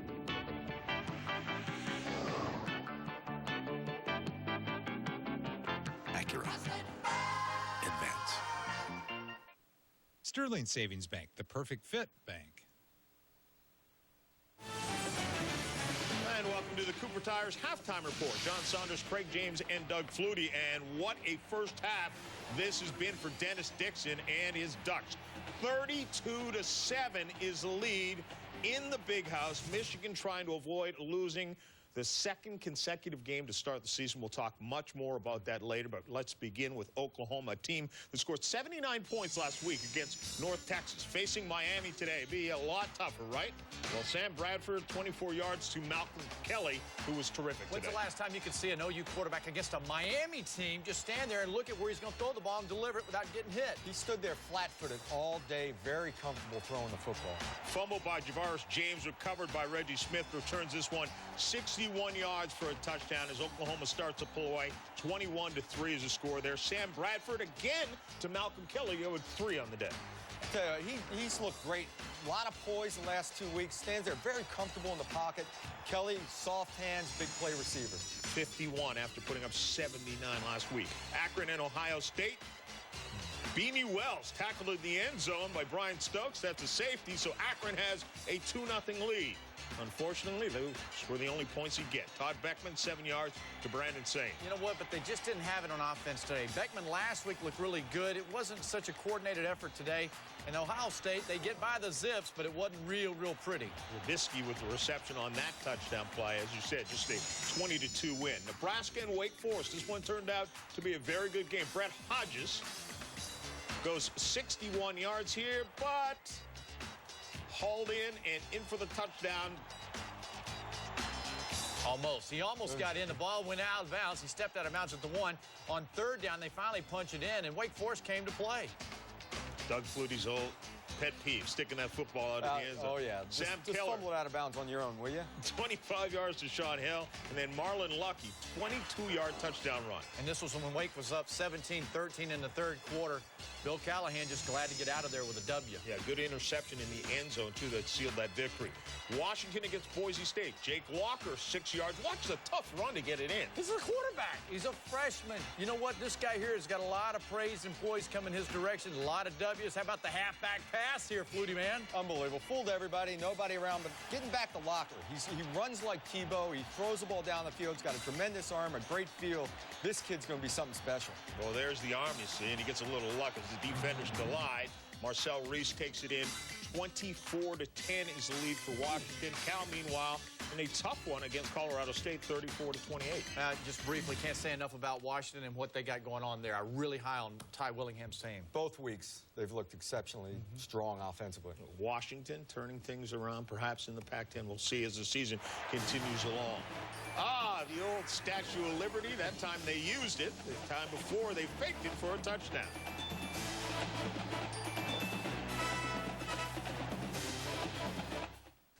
The Cooper Tires Halftime Report. Brought to you by Cooper Tires. Don't give up a thing.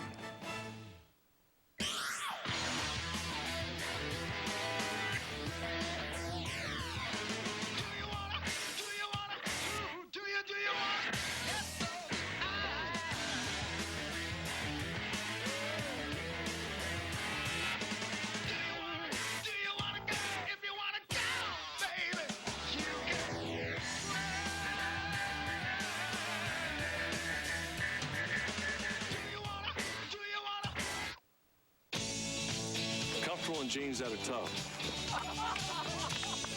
I'm comfortable in jeans that fit great. I'm comfortable in Wrangler. Wrangler 5-star premium denim jeans. Built tough with 14-ounce heavyweight denim. Built comfortable with a stone-washed finish and relaxed fit.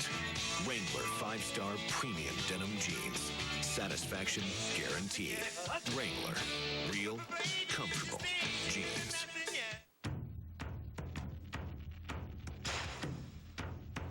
It's It's not just a jersey. It's a symbol of who we are. A community of coaches, student athletes, and fans.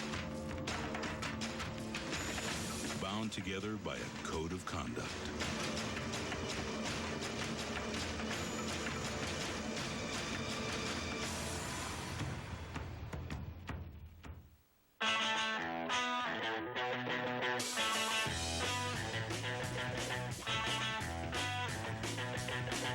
You know the cool thing about having an O for a symbol? You learn to see endless potential everywhere you go.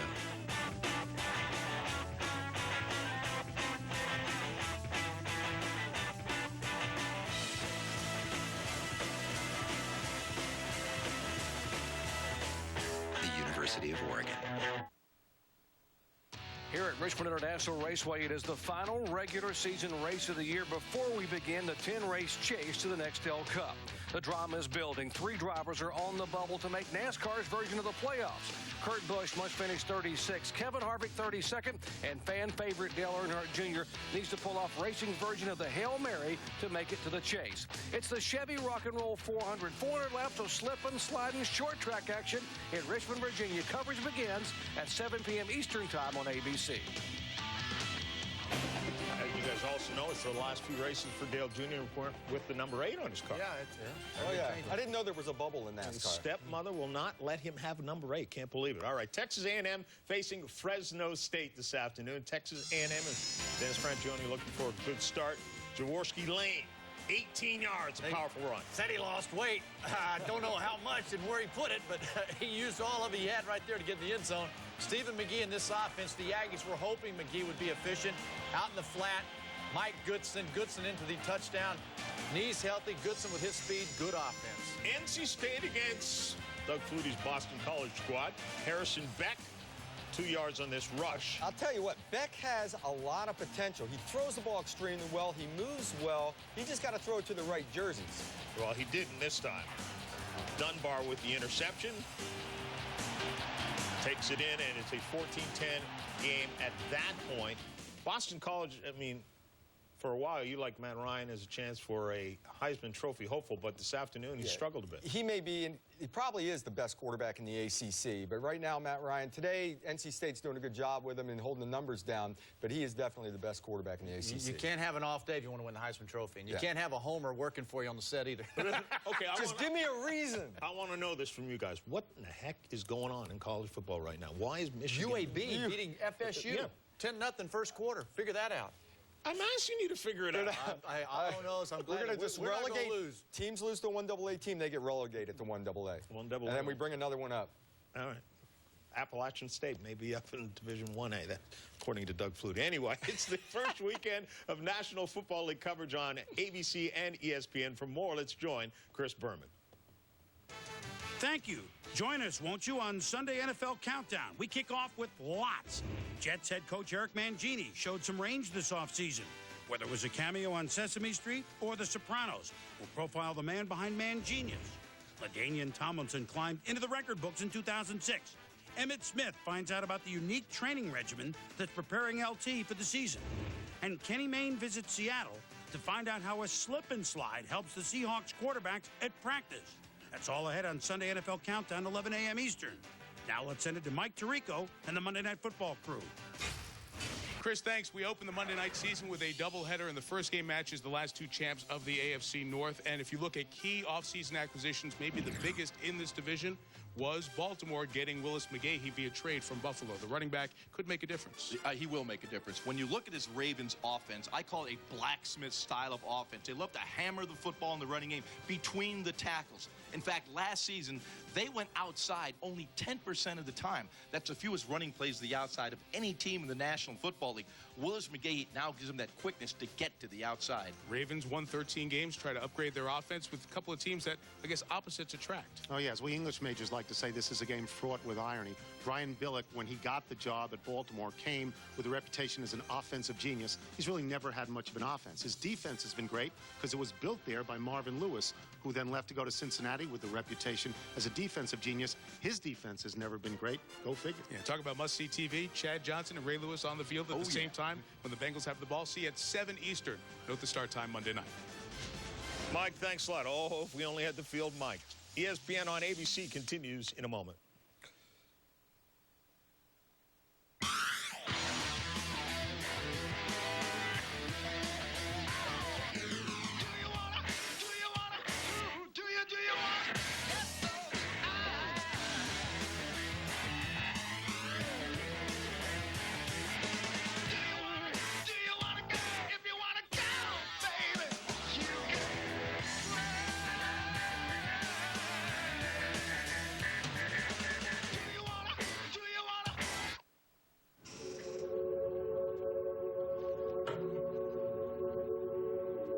What are you guys doing?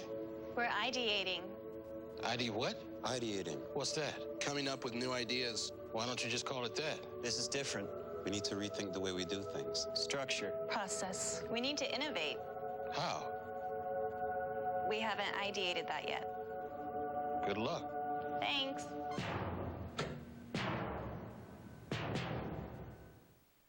The Cooper Tires Halftime Report.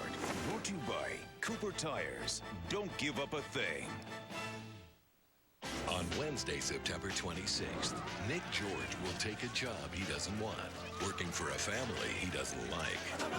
This is our family lawyer, and you better do what he says. When you work for the Darlings, you gotta keep their secrets from becoming scandals. Could you give her this check for me? No, I'm not going to give a hooker a check. It sounds so dirty, Nick. Well, what the hell is it, Pat, if it's not dirty? Stop the car. Dirty Sexy Money. Series premiere Wednesday, September 26th at 10/9 Central. Part of Premiere Week on ABC. Start here. ESPN on ABC. If you wanted an example of just how dominating Oregon has been in this game, look at that. Offensive line explosion. That was a 4th and 2 for Jonathan Stewart. He takes it.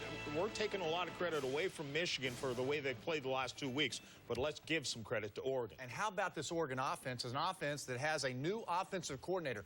Gary Croton left, so Mike Bellotti had to go find a new coordinator. He got Chip Kelly out of the University of New Hampshire. And that offense over there, 7 of the last 8 years, 400-plus yards a game. The last 4 years, they've averaged 30 points per game. So he's got an offense, a new guy over there. Oregon, we can rip Michigan all we want to, but we've got an offensive coordinator here, a new guy, comes into the big house putting up points. By spreading them out, it's showing their hand, and Michigan's got to show some pride. That's the bottom line here. The Michigan football team that everybody expected to see last week is not on that field.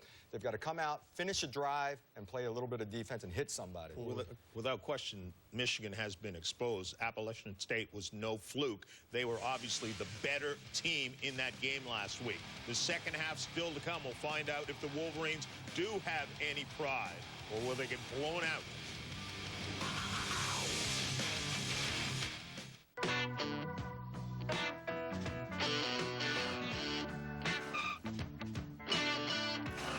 Sometimes when you're together, you just can't stand the idea of being apart.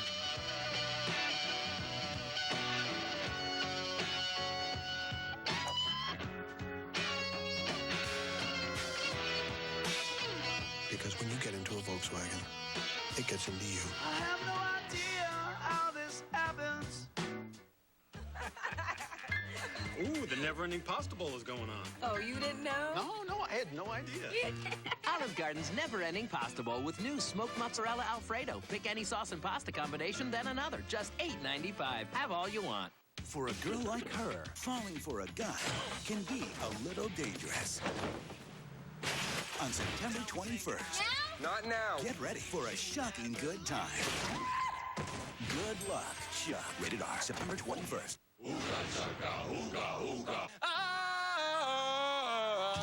Hooked on a feeling.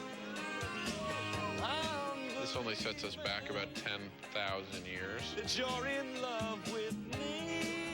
There's no way that we invented the wheel. Karaoke, possibly, but the wheel. The taste stays on. Caveman, just like you and me, only hairier. Premieres Tuesday, October 2nd, 8/7 Central on ABC. Start here.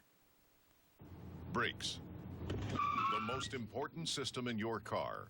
If you're experiencing symptoms of worn brakes, noise or grinding, pulsation, brake grab, or if your brake pedal needs excessive pressure, come into Les Schwab for a free brake inspection. If your brakes need service, we do it right, we do it complete. Repairing, resurfacing, replacing, and adjusting. All backed by our full parts and labor guarantee. Les Schwab Brake Service. If we can't guarantee it, we won't sell it. But I'm more than just a checkbook, because I come with things like a free check card, free direct deposit, 1-2 free bill pay. Don't forget that nice green leather jacket. Actually, it's final, but thank you, Bob.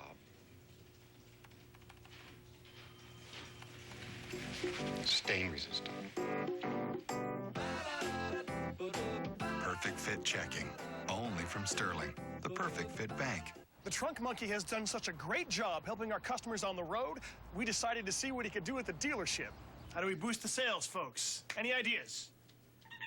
Anyone? Is this your phone number? The price you see is the price you pay. I'll take that one. Let's just hope he doesn't quit his day job. Suburban Auto Group, home of the Trunk Monkey. Meteorologist Rhonda Shelby, weekday mornings on K2 News.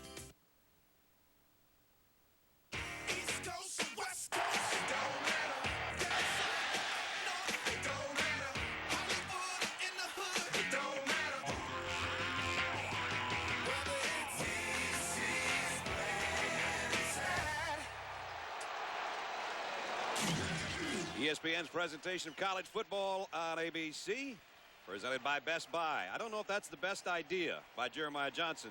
We still got a half of football, but so far the Ducks have been hammering the Michigan Wolverines in front of their hometown crowd. It is 32-7 at halftime. Welcome back to the Big House, a quiet house, everybody. Brad Nessler, Bob Greasy, Paul McGuire. Bonnie will join us in a minute. I don't know, Dennis Dixon, if we can vote for him for Pac-10 Player of the Year at this point in week 2. He's looked pretty good. Where do I sign up for this style of offense? I've not seen a lot of this, but I know Michigan has seen it the last 2 weeks, Paul, and I don't think they want to see it again the rest of the year. And the ball's going to go out back of the end zone. And let's check in with Bonnie. Okay, sort of have an injury update on Chad Henne. Ryan Mallett will be the quarterback for Michigan in the second half. Henne will not come out of the locker room. I just had a somewhat constructive conversation with Paul Schmidt, the trainer for Michigan. He said they don't expect it to be a long-term lower leg injury, but he didn't tell me whether it was severe enough to warrant x-rays or an MRI. All we do know is that he's done for the day, but Schmidt did emphasize they don't feel this is a long-term injury for Chad Henne. Brad. Okay, Bonnie, thanks. Wow, so Chad Henne starts his day tying the career touchdown mark here at Michigan and may end his day in the trainer's room. Anyway, it's Oregon offensively from the 20 to start things off. And much as they did in the first half, getting big chunks of yardage from Jonathan Stewart. First down for Stewart, the first play of the third quarter. Chad Henne in that first half, I mentioned he threw a touchdown pass, and he got banged around in the pocket a little bit, especially under some heavy pressure, and this might have been the play where he was shaken up the first time because he limped a little bit when he got up off that one. And then I thought the scramble on the sideline where he got knocked out of bounds in front of his own bench didn't help it. Yeah, I thought that was where he... This throw complete.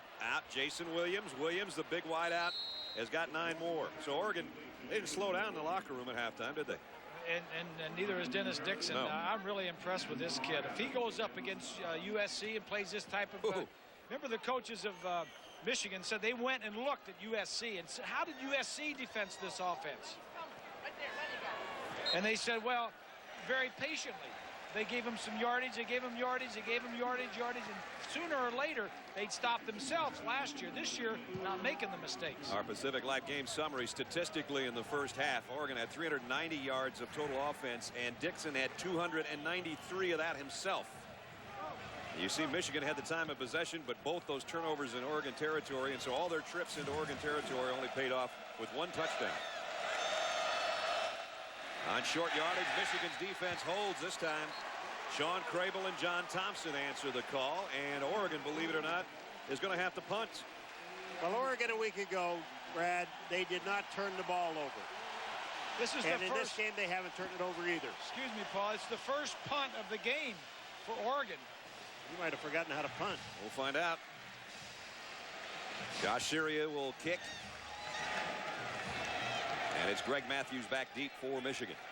Josh Cyree. Here's an interesting looking punt formation again for the second week in a row. Oregon and they're going to take a timeout. They might have been a guy short, were they? Timeout, Oregon. They'll punt it, we assume, when we come back.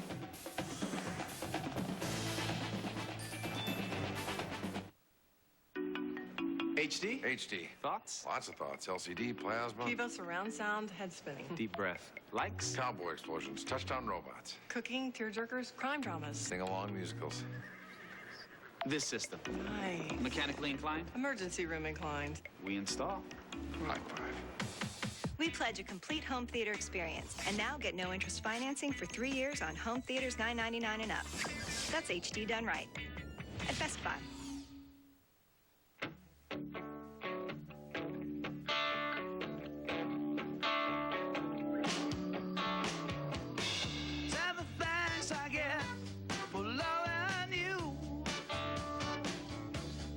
Nobody knows exactly why it happens. But when you get into a Volkswagen, it gets into you. You say you wanna know where I go when I go. Prices they got in here. $8 candy bar, $11 for a can of tuna. Now, it's prices like these that's keeping folks from living the high life. Sir, where's your beer section? Thank you.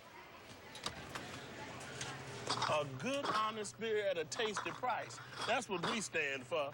Clean up on our common sense. Hey, let me grab this. That's how we do it. Get in and out, boy. You just lost your right to sell Miller High Life is what you did. After 3 billion years, 3 stars are about to shine. I'm surprised at how much the camera captures sort of my inherent good looks. I look good. Cavemen premieres Tuesday, October 2nd, 8/7 Central on ABC. This telecast is available on ABC HD, presented by DLP Picture Technology. Packed house at Michigan Stadium, and they're seeing Oregon punt. At least we expect to punt for the first time today. They were a man short. That's why they called the timeout on their punt team. Syria hangs it up high. Matthews is calling for a fair catch, and will take it at about the 17-yard line. So, here's the story. Come out with a freshman quarterback, Ryan Mallett, all 6'7" of him. And you just go out and say, well, our starter's hurt. You're a freshman. You're playing for the first time. You're down 25. Have fun. Yeah, and those numbers are high school numbers, and so you can just kind of forget about him because he hasn't done it at this level. And this is a whole new thing right here. Well, you give the ball to 20 a lot. Even though you're down by 25, you still give it to him. Well, the crowd wanted him, I guess, or they're just trying to boost his confidence. Here's his first snap, and it's Hart, as Paul said, but he runs right into the thick of that Oregon defense again and drops him for a yard loss. You talk about your out-of-whack statistics. How about 28 plays in duck territory and 7 points to show for it? Yeah. Well, Michigan moved the ball. They got down in the...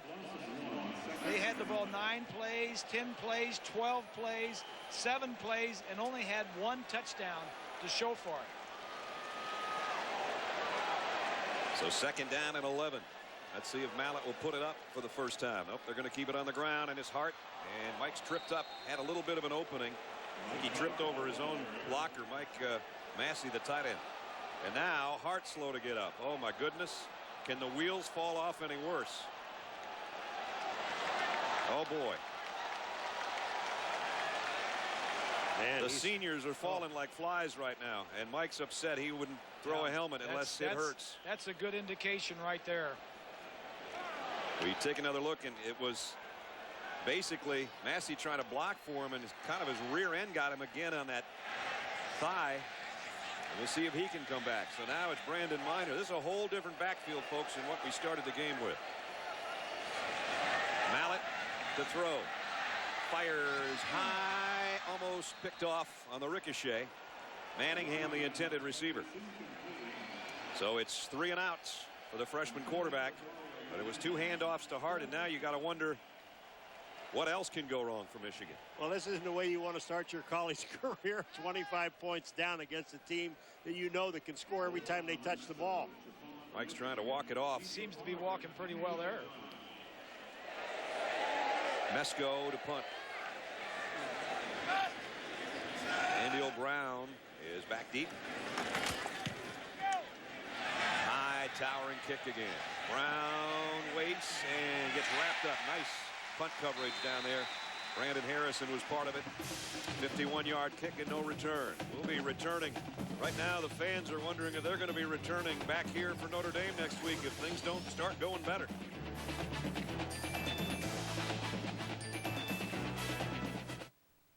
If you feel like singing a song, you want other people to sing along, just say what you feel. Don't let anyone say it's wrong. There's a light. When you get into a Volkswagen, There's a light. it gets into you. White light. There's a light. With Verizon Wireless, Brent Hardy can send text, pics, and video messages unlimitedly. And during prom season, that's exactly what he did, sending proposals, photos, and proof of dance skills to everyone in the Tri-County area. Now Brent has options, but not nearly enough corsages. Because with the Verizon Wireless Premium plan, unlimited messaging, navigating, access to videos, and more are all included. Sign up today and buy the sleeker Razor 2.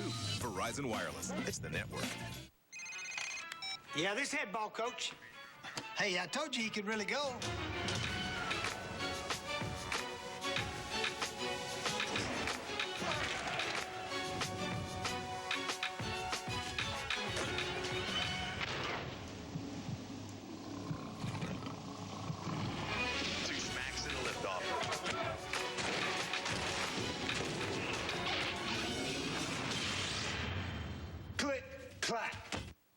Okay, heading to the Home Depot. Big event going on. Honey, promise me you won't go overboard.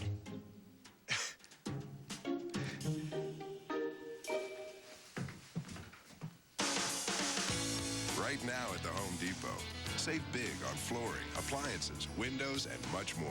With no payments, no interest for 12 months on purchases of $2.99 or more with your Home Depot consumer credit card. The Home Depot. You can do it. We can help.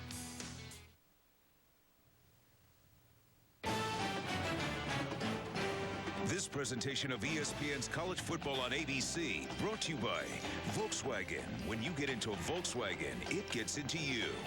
Miller High Life, good honest beer at a tasty price. And Verizon Wireless. University of Michigan Department of Chemistry is distinguished by a tradition of innovation dating back to its founding in 1844. I don't know if they can cook something up over there to give their boys right now. They need some chemistry. It's 32-7. They need something. First down. Dixon wants to throw. Flag's down. It's going to be a holding call. Dixon coming back the other way, and he's dropped at the 20-yard line. So this is going to be a loss either way, whether the penalty's accepted or not. Yeah, I think Michigan, if it's holding, they'll probably refuse this one. I would refuse it and make it a second down and way back at the 20 anyway. Holding, 71 offense. Penalty is declined. Second down. Loss of 12, so they will take the down instead. Hey, is that the worst play that Oregon's run offensively all day? Without a doubt. Huh? Loss of a dozen. Gives them more room to work now. From the 20. The handoff inside to Stewart. Stewart, some tough yards. Got about to the 24. Matt Wider's got an update in New York. Matt, what do you got? Well, our nominee for the AT&T ESPN All-American Player of the Week is Oklahoma's Malcolm Kelly. 3 touchdowns and the Sooners spanking of Miami this afternoon. To cast your vote, text vote 87654 on your AT&T wireless telephone. Maybe you want to vote in Dennis Dixon. I was just going to say, he's got my vote already. We got a long ways to go. He's back to throw, and it's down, in and out of the hands of Jason Williams. So 4th down, and Oregon has to punt again. Dixon put the ball right on the money. Yeah, but that wouldn't have been a first down. As Greasy, he was about 6 yards short. Well, he catch the ball and run 6 yards and then make a first down. Well, we played 4 minutes into the 3rd quarter. Our first 3 and out for Oregon, guys. Another nice punt. Matthews might have a chance at this one, though. He will at the 27. And goes down to about the 39. Whoop. Still going at it. I think the forward progress was out to about the 39-yard line, though. Well, don't forget, Monday Night Football returns to ESPN and kicks off with a doubleheader. 7 o'clock Eastern. It'll be the Ravens taking on the Cincinnati Bengals. Carson Palmer, Rudy Johnson, and all the rest. Then Matt Leinart will tee it up. And they take on Alex Smith and the San Francisco 49ers in the doubleheader nightcap. Don't miss the return of Monday Night Football on ESPN just 2 days away. Alex Smith, Utah. Used to run the little bit of spread stuff. That's right. Maybe they'll go to get around to that in the pros pretty soon. Tim Tebow down at Florida now that he's the man. Kind of running the same sort of Urban Meyer stuff. I don't think this style would last in the pros. I think the quarterbacks would get hurt running this much. Whoa, there's a hurting. Tuguafu with a big hit on Brandon Minor. So Mike Hart is coming back out right now, guys. All right, but what does this do with you? Got a brand new quarterback. A kid really can't take that many snaps. He's a true freshman.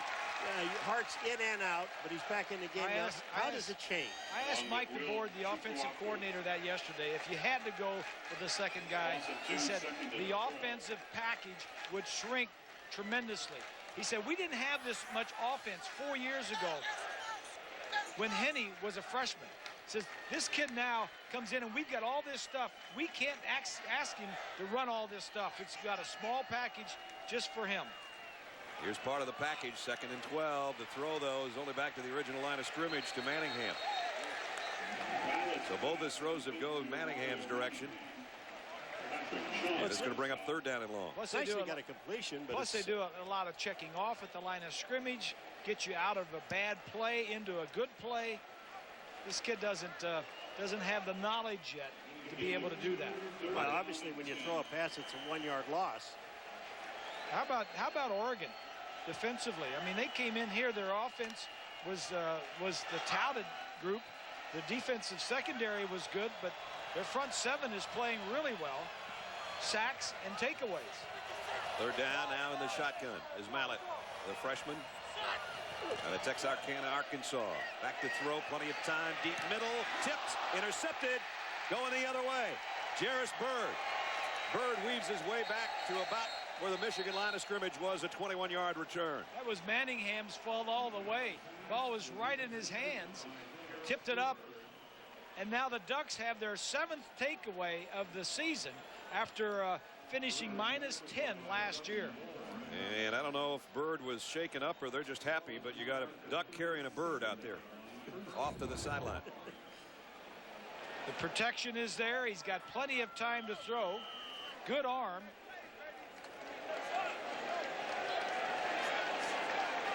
And when it was tipped, Byrd was the man in midair there to get it. And now they've got a first down at the Michigan 37. And for them at the 37's like knocking on the door the way they've been playing. They faked the end around. Dixon down the middle, and he threw it behind his intended receiver, Jason Williams. That's one of the few times Dennis Dixon hasn't completed a pass, but boy, he's done a lot of things for that head coach right there. Magic with the ball in his hands. I think Dennis is as fleet of foot and as nifty a runner, as gifted an athlete as I've had the opportunity to coach. He's getting more confident in when to run and feeling good about running. He has run very well, not only last week, but today again. And he's been a very confident player so far this game. Talking to Mike Bellotti after halftime, Brad, he told me that Dennis's decision-making has been exceptional, so much so he thinks this is the best game he's ever seen him have. I said, why? And he's like, well, he's a 5th-year senior, 3 years in the system, and it really is all about trust, trusting his line, trusting his receivers are going to be where they're supposed to be, and most important, having trust in himself. Boy, he's doing it all right now. 3rd down, they're going to bring some pressure on him here, and he throws complete again. First down, got it to Ed Dixon. the tight end. That's the first time Dixon's touched it since he ran in for a 2-point conversion back in the first quarter. 8:22 remaining in the third quarter. If you're just joining us, a shocked, packed house at Michigan Stadium is watching for the second week in a row. Oregon doing basically what Appalachian State did last week, only probably doing it better. It's 32-7. Oregon in front. 5 wide receivers. With Dixon at the controls on first down at the Michigan 22. Going to try to throw a slip screen. What a catch, one-handed. Not going to get much out of it, but Derrick Jones went up and got that one with one hand. Dennis Dixon, he has done a little bit of everything. How about this one? That was the Statue of Liberty that Stewart ran and almost scored on. And then Dennis had me on this one. He's just going to walk in, and I had the wrong guy with the ball, and so did Michigan, actually. They reacted about the same way I did, the Michigan defense, that is. On second down. Straight up the middle, and almost a first down it might be for Jeremiah Johnson. Got it down near the 12-yard line. Following up what Bonnie was talking about, with Bellotti talking about, this is one of probably the best game that Dennis Dixon's ever had. They won. They started last year 7-2, lost the last 4 games of the season. Had a lot of injuries. A lot of injuries, a lot of turnovers, a lot of bad decisions by the quarterback. In fact, Dennis Dixon was benched the last 2 ball games, and Leaf was in there for the last 2 ball games. I don't think you'll ever see the bench this year. Got about a yard. And, of course, USC is #1 in the country, and they're idle. But you got to start wondering about where Oregon fits into the Pac-10, and in the big picture, where they fit in the top 25. I think they belong after watching them today. Cal winning today so far, and they're ranked 10th. UCLA 13th. USC, of course, everybody's unanimous #1. And they're off this week. And they are idle, right? I would, we haven't seen Oregon much, and they are definitely a top 25 team. Johnson trying to cut it to the outside. He's got a blocker in front of him inside the 10. And he's all the way down near. And the ball came out. The ball is out, and Michigan's got it. Fumbled near the end of the run, trying to get extra yardage. That is what happened to Oregon the last 4 games of last year. Poor decisions and lots of turnovers. And you just can't do that. They did not do that in the first half when they just ran Michigan right off of this field. Let's see, at the end of the play here, the hit comes from behind from Engelman. And then Brandon Harrison says, I got it. And he does. Right in the intertwined legs of Johnson. So Michigan gets a break. That's the only turnover today by Oregon. Let's see if the Wolverines can take it down 94 yards and try to work their way back into the football game. Well, Hart's not in the game now. Minor is #4, so we still don't know how badly Hart got hurt. Penalty markers down. But Bonnie, I can tell you guys, I've been watching Mike Hart. He's been on the bicycle pedaling backwards to try to keep that bruised thigh a little bit loose. He was yelling at the equipment guys before because he wanted to get bigger and thicker thigh pads. They actually didn't have them, so the equipment guys had to run upstairs and get the pads he was looking for. But you know, this guy's a senior. He came back to try to accomplish the national championship. Those hopes obviously dashed now, but there's no way Mike Hart is coming out of this game unless he is physically crippled. He's still on the sideline, but now they're backed up, and Minor, the guy that's in for him, is in the end zone to take this handoff. And come out across the original line of scrimmage, got out to maybe the 9 before Bacon put him down. Well, this offense is you talk about Michigan's offense without Hart and Henne. Without Henne, it would be tough. You know that 3-way light bulb I was talking about earlier? Yeah. It's like a little Christmas light right now with both those guys out. Yeah, and a true freshman at quarterback. I mean, this offense right now is really limited with the personnel that they have at the skill positions. High backfield now as they bring in a fullback. Quick throw out. It's Manningham who's been the guy he keeps throwing it to, but it only picked up 4 more. Miscues today. There have been a few, including interception. That one went back 55 yards, led to a field goal. And Carlos Brown just trying to spell Mike Hart for a breather. Fumble on his first carry, and then the ricochet a little while ago, and the interception. And 32-7 in front of a stunned crowd in Michigan. Little draw play to Minor. He's got a first down out across the 20 to the 22-yard line. So Minor, that's his best run of the day. But we're under 5.5 to go in the third. It's not that he doesn't have, Mallett doesn't have an offensive line. They've got a very, very good offensive line on the left side. On the right side, you have a lot of new people over there that people didn't mention. They thought, well, we got a big offensive line because we have two All-Americans, or basically All-Americans, Long and Krause on one side, but the other side is not that strong. Here's Minor, and he's coming to the weaker of the two sides, and he goes down in a hurry. And there's a holding penalty. Right in the middle of things. Michigan, after getting its first down of the half, now is going to back themselves up if indeed this is a holding call, and it is. So, of course, Michigan ranked 5th in the country last week before the upset by Appalachian State. And so this week, compared to last week, Michigan fell all the way out of the top 25, as I'm sure you all know. There's a tie for 5th. That's what the little T5 is between Oklahoma and Wisconsin. Oklahoma winning today, USC idle, and we told you that LSU and Virginia Tech get together down in the Bayou tonight. First team since Oklahoma in '68 to drop out of the poll from the top 5. That's a long time ago. And the first team to get beat by a Division I AA school. Right. And with what's going on here, it's taken away a little bit of the shine that Appalachian State, that victory they had last week. Now the next team comes in here and they do the same thing. You're right. And beating Michigan. Oh boy, now a fumble in midair on a bad exchange. Mallett, I think, got it back. He did. He was going to throw it before he had it. Yeah.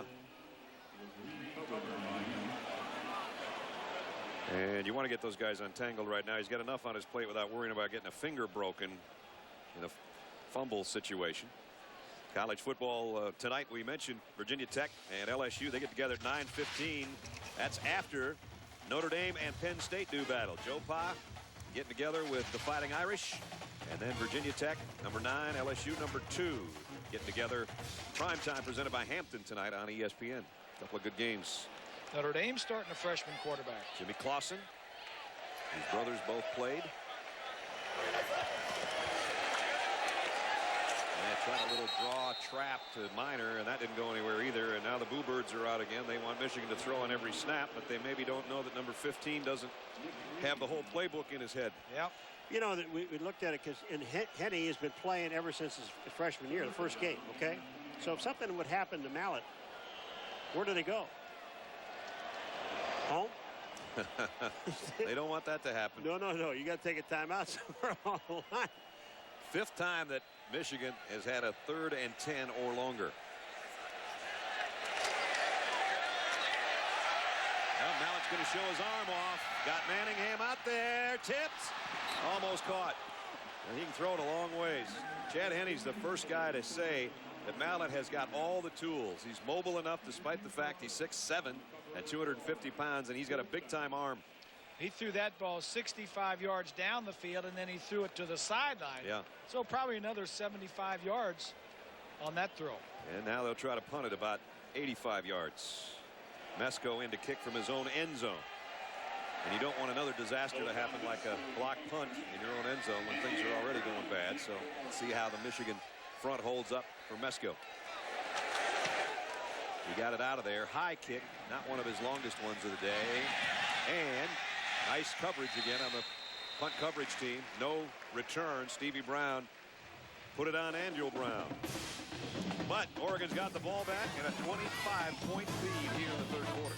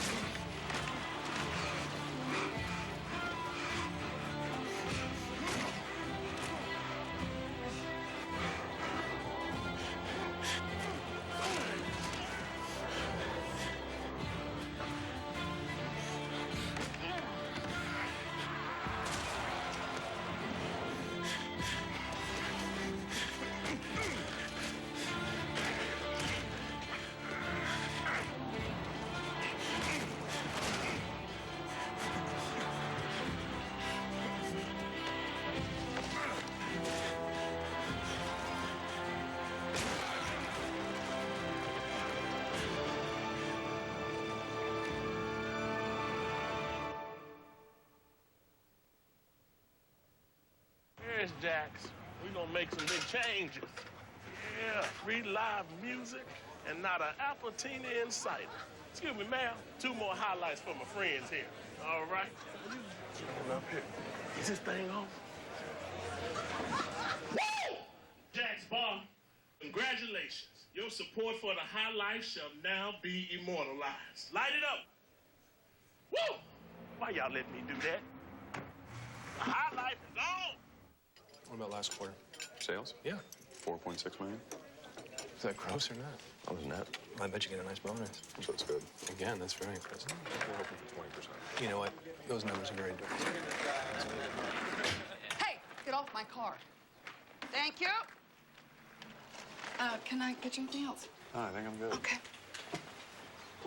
Get free one-on-one financial guidance at every Citibank branch. Personalized to help you turn your dreams into realities. Come to Citi and let's get it done. Ravens Bengals at 7, Cardinals 49ers at 10:15, Monday on ESPN. So Oregon now.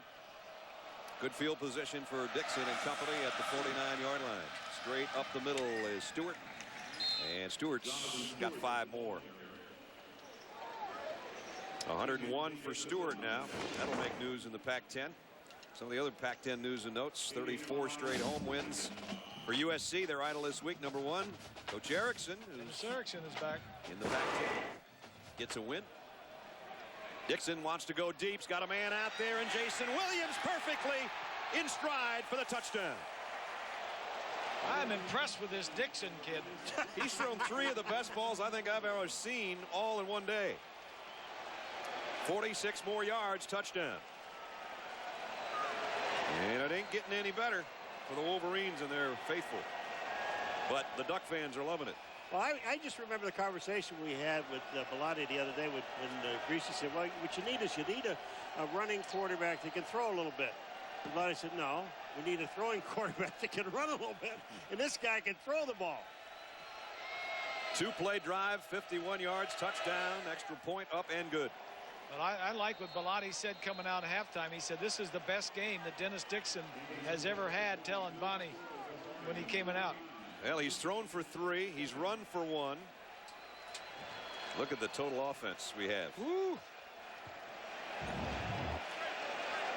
Down here, just going to go straight down the field. And Williams ran right by the corner. I mean, why not do that every time? I mean, if the defensive back is not going to cover you, just run straight down. If you got a quarterback with a good arm, this guy, he's 6'4", 240 pounds. 6'5", 240. 6'5", 240. And he can run. He can really run. Ask Johnny Sears. He had 500-plus yard games last year.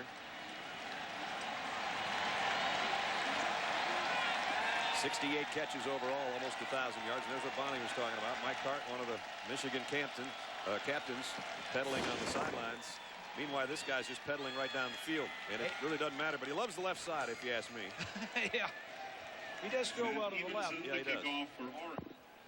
For Michigan. You know what's really impressive about his throws is how he leads these guys. You know, they had to reach for him, just stuck right on their hands. I mean, they don't break stride at all. It's just it's a full sprint. Tell me this team's going to be the 3rd or 4th best team in the Pac-10? I don't know. Huh? I don't know. UCLA, Cal, USC. Sears on the kick return. Oh man, he got upended, did a cartwheel out to about the 23-yard line. And Michigan will try to get their offense in gear. We know one thing, they'll be in gear tonight's final race before the chase field's locked. 3 drivers vying for 2 spots. Dale Jr. races way into the chase. It all comes down to Chevy Rock and Roll 400 at Richmond on ABC tonight, 7 o'clock Eastern with NASCAR Countdown. For more information, log on to ESPN.com. This guy, I don't know, this guy's been more like an IndyCar guy today, I think.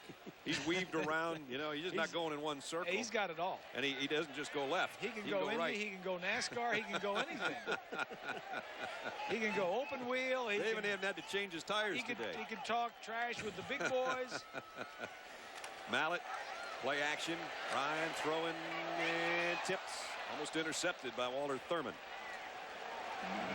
Michigan Got a long ways to go to not drop to 0-2, and should they lose, it would be the first 4-game losing streak since '67, the first 0-2 home start since I was in diapers, and first 0-2 start of the season since '98. And 6 of their first 7 games are at home. Yeah, home's not where the heart is right now, and Mike Hart's on the sideline on the bike. There no, he actually, he's in the game now. Came in. And didn't get much. Well, you know, the beginning of this game when Grease was talking about. Oh, now he's up limping, and now he's holding his hamstring. But when Grease said, you know, the one thing that Michigan, their offense has to keep the defense off the field. Well, their offense has put on 7 points in this game. They were in Oregon's territory a lot and could not score. The offense didn't do anything. The defense didn't do anything. Well, that just said a lot right there. Mike Hart just looked at the sideline and said, get whoever you're trying to bring in out of here. It looked like he was yelling at some of his offensive line, too. Yeah, he was. This guy he is was on the Adam heart, Krause, I think. The heart and soul of this team, Mike Hart. So he stays in, but it's Mallett now in the shotgun on 3rd down and 10. Mallett flushed out of the pockets, got a man, nice throw and catch and first down. Ball came out at the end, but I think it was already down. It was. So it's going to be a first down for Michigan. Boy, I'll tell you, on this last play, you talk about Hart told the guys don't send anybody in. You talk about blocking. He stepped up and hammered it. Watch this young man. You talk about Hart with a heart. Bam! I mean, that is an outstanding block. Then he puts his hands in his face. That's a defensive lineman. He may have a number like 39, but a guy weighs 280 pounds. Tukuafu, the defensive end. Was that good? Uh-huh. Well, Mike does come out now. Minor back in at tailback. On first down. Mallett wound up and threw it right into Tukuafu's hands, and it's knocked down at the line. 1:16 remaining 3rd quarter. Oregon unranked, leading unranked Michigan 39-7. I don't think that unranked is going to last long for Oregon. I don't think it's going to last long either, and Michigan is going to slide further down. It just takes so much to bring a freshman quarterback along. I mean, he learns the routes, but you need to look, and then you're going to start to look the guys off. Guys are going to raise their hand at the line of scrimmage. You got to look them off. You got to throw around them. Your timing. And now trying to throw a screen that was blown up in the first place by the Oregon defense. That one never had a chance. You know, one of the major things about this Michigan, the first 3 games, they don't play anybody in the Big Ten. So next week they play Notre Dame. I mean, then the 4th week they play Penn State. They finally get into the Big Ten. So in all reality, if they could put anything back together again with this team, they still have a shot at the Big Ten to win the Big Ten championship. I don't think anybody wants to be hearing that. I'm just trying to get something positive. After last week and then 39-7 here, and not only is the defense not looking good, the offense isn't looking good. Mallett's going to throw it deep on the sideline again, and no, I guess not a flag. A little bump down there at the end. Walter Thurman was tangled up with Manningham. And so Michigan has to give it up again. 4th down. I tell you, there must not be a whole lot going on outside the stadium because nobody's left yet. No. So Zoltan Mesko into the punt. Andy O'Brien again back deep. Punt coverage for Michigan's been good today. Give it that much. With a nice kick. And hit. This time, they do get back on top of him. Maybe a 3-yard return, but not much. 22 seconds remaining in the 3rd quarter. Michigan still on the short end. And time is becoming of the essence, obviously. 39-7, Oregon out in front. This is the 5th game in the series. This is the first trip for Oregon into Michigan Stadium since '73, though. And the previous 3 times they came here, they were shut out every game back in the day. And then they returned the favor back in 2003 in Eugene when they beat Michigan 31-27. Dixon, brilliant today at quarterback with 3 touchdowns in the air. Jeremiah Johnson hit and wrapped up. Will Johnson made the first hit defensively and then got help from his friends on that Wolverine defense as we wind down the final seconds of the 3rd quarter. And if you're just tuning in and you're looking up there and you're going, what are those numbers on top of the screen? That's 39 points for Oregon and only 7 for Michigan. And they've only got 15 minutes to do something about it if they don't want to fall to 0-2. They are getting hammered. They're quacking in Ann Arbor. The Ducks up big. The NASCAR Nextel Cup Series moves to ABC. Top spots of the chase are locked, and only one race remains to make it to the final 12. Now, with the championship in sight, 3 drivers battle for the last chase spots. Can Kurt Busch and Kevin Harvick make it off the bubble and clinch? Or will Junior pull off the impossible? Every lap matters at the Chevy Rock and Roll 400 in Richmond. The NASCAR Nextel Cup Series moves to ABC tonight at 7 Eastern. Things you can do with one finger. Amuse a baby. Get to know your doctor. Save Holland. Trade stocks online globally in 6 different markets in local currencies. Tell your expensive broker where to go. All it takes is one finger. It's extraordinary. It's E-Trade.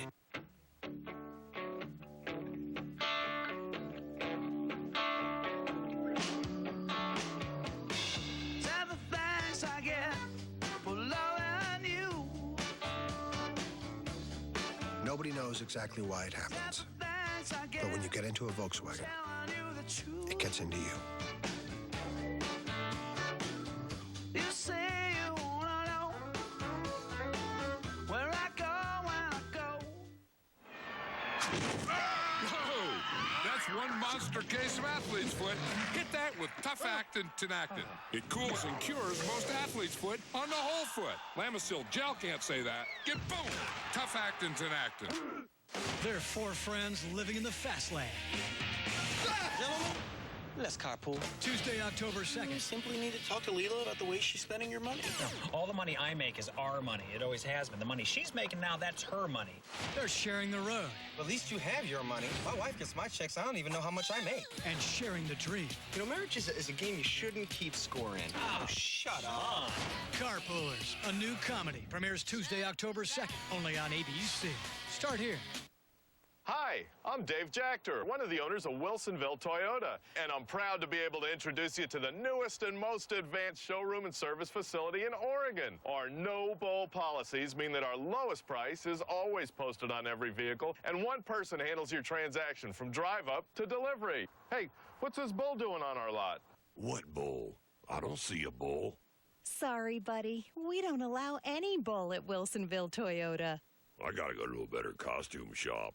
This K2 program brought to you by Les Schwab Tires.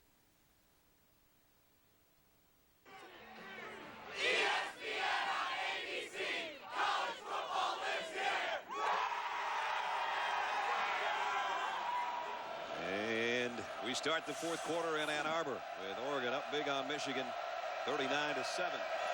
And looking for more. Still swinging it out there in and out of the hands of Williams, who caught the long touchdown pass the last time Oregon had the ball. Brad Nessler, Bob Greasy, Paul McGuire, Monty Bernstein, Michigan and their fans, their coaches, everybody's going to be, now what do we do? I mean, all the motivational stuff that Lloyd and the guys used last week, I don't know if it's going to work again. Well, the best thing for them is not have a spread option offense coming in. Notre Dame coming in next week, and they don't. Well, also, you know, you think about what the coaches said to us, too. It says, is there how much fighter is in these guys? Right. And we'll find out on Saturday what kind of a team we have.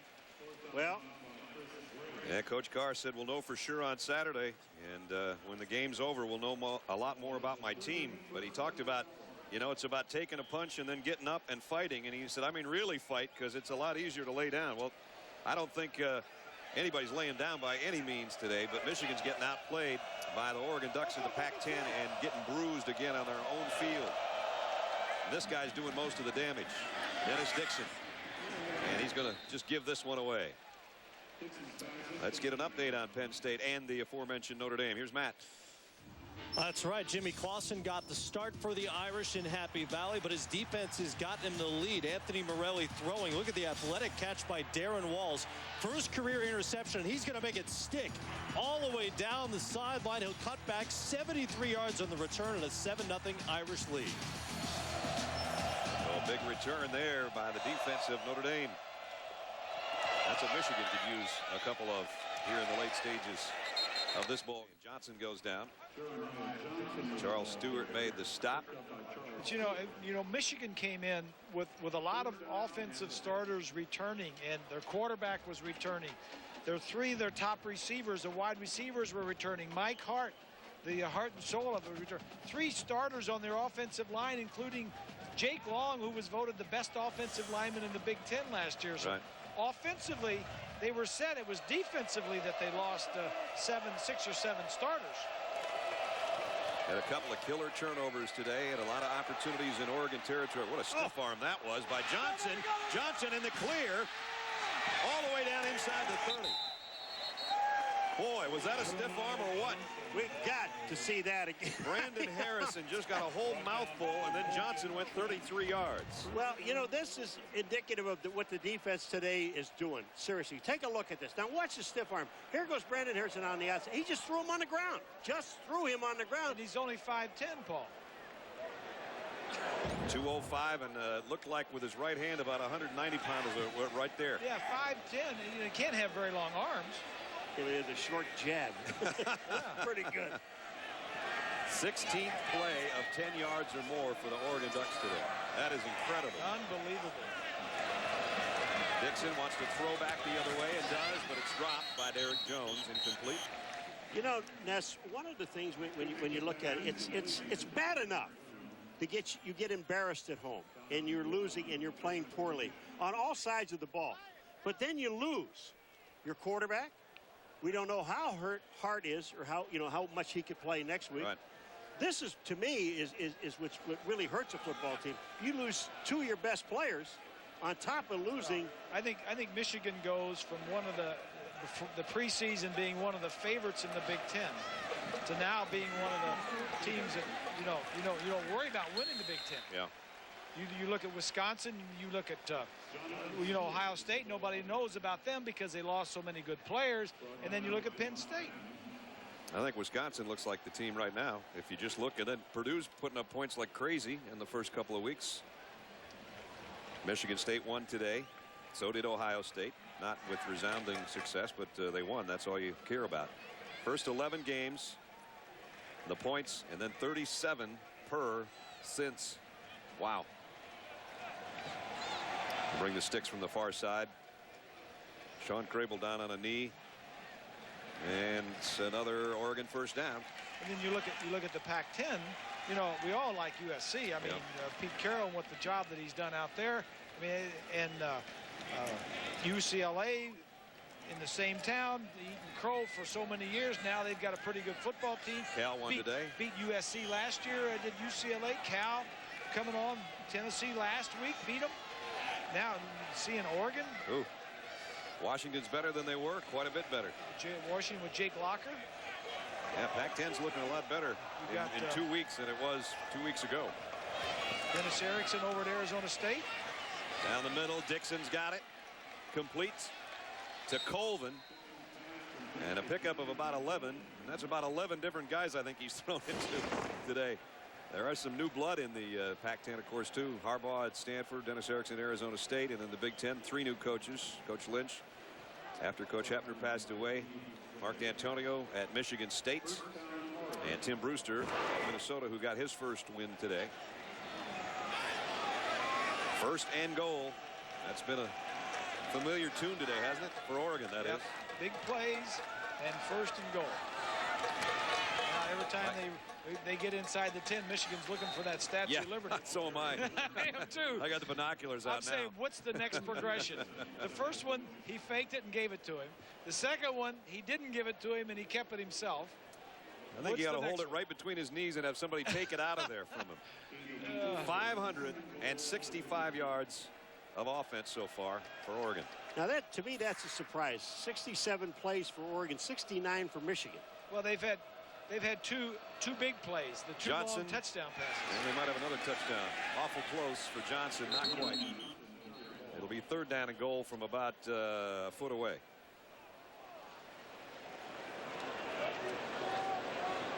So just when you think things were bad after a 34-32 loss to Appalachian State, it looks like Oregon's going into the mid-40s here a play or two from now.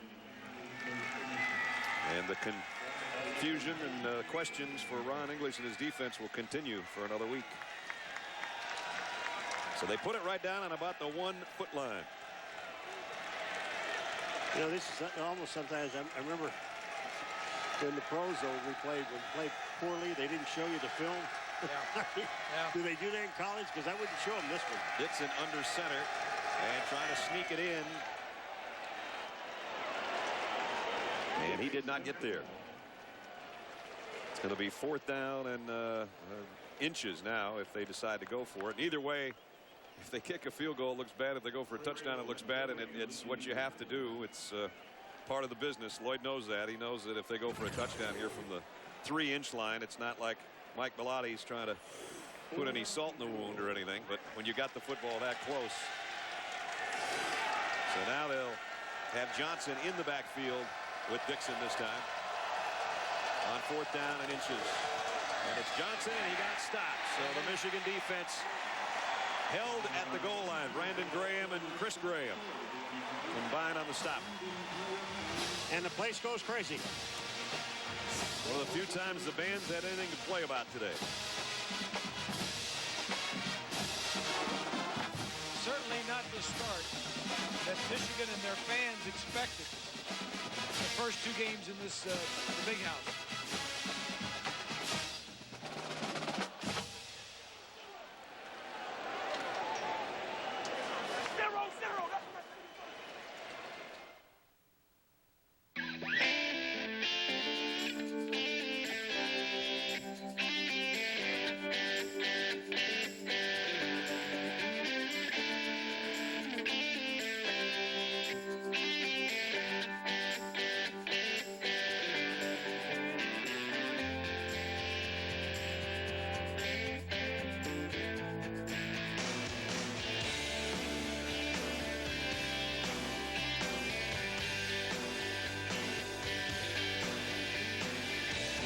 Introducing Saturn with 5 brand new models.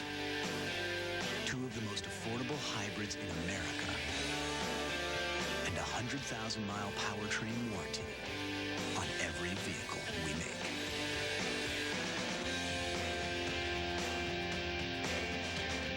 Rethink American. Saturn. Quick, give me your phone. Okay, there's 5 of us. We each get to pick our own fave 5. That's 26 people we can call as much as we want. It's 25, Dad. That's so sad. Dad, if all 5 of us can call any 5 people, it's 25 people. So close. Think about it. Carry the 9, it's 26. Kids, this is exactly why you need to stay in school. Listen to your mother, stay in school. With My Faves, each family member gets all the calls they want to any 5 people. Now add a line for just $9.99. T-Mobile. Stick together. Would you rather sleep with Jessica Biel and get no money, or sleep with one of the Golden Girls and get $1 million? Which Golden Girl? The little one. The funny one or the sexy one? The funny one. Is the $1 million before or after taxes? Now shut up and Carpoolers, a new comedy, premieres Tuesday, October 2nd on ABC. Start here. The drama is building here in Richmond, Virginia, as 43 of the world's greatest stock car drivers are prepared to push and shove for 400 laps. Will Dale Earnhardt Jr. make it in the chase? We'll find out at 7 o'clock Eastern Time on ABC. All right, Jerry, we'll look forward to that tonight. Our game is over. Now Michigan starting 10.5 minutes to go. Mallett maybe picked up a yard on the run. Our Pacific Life game summary. Things have not gone well for Michigan, that's for sure. Chad Henne's been injured today. He has thrown a touchdown pass to match the Michigan career mark of 72, but after the injury, young Ryan Mallett came in, threw a pretty good pass, but it was tipped, deflected, and intercepted. And then Dennis Dixon, who's been nothing short of brilliant today. 3 touchdowns in the air, 76 yards, and a touchdown on the ground. If he's not that player of the week thing, I don't know who in the heck is. He's looking unless a lot somebody's like Dan Fouts. Oh yeah, Fauci I don't think ran that good. But you know, Fauci would look good in these Duck uniforms. Oh, you know? absolutely. I mean, you never know what you're going to get when the Ducks come out. Well, they're all in all white with the green helmets, so they came out basically in about the cleanest look you can get of the 9,000 combinations they have of uniforms. Yeah. Yeah. And today they decided, the coaches and the seniors and Coach Bellotti get together and they decide what combination they were going to wear. And today, boy, they couldn't have worn anything any better. Yeah. All in white, including white shoes. And their shoes have been walking all over the Michigan Wolverines. Timeout taken by Michigan. A confused freshman quarterback, I'm sure. Third down for the Wolverines with 9 and change remaining when we come back.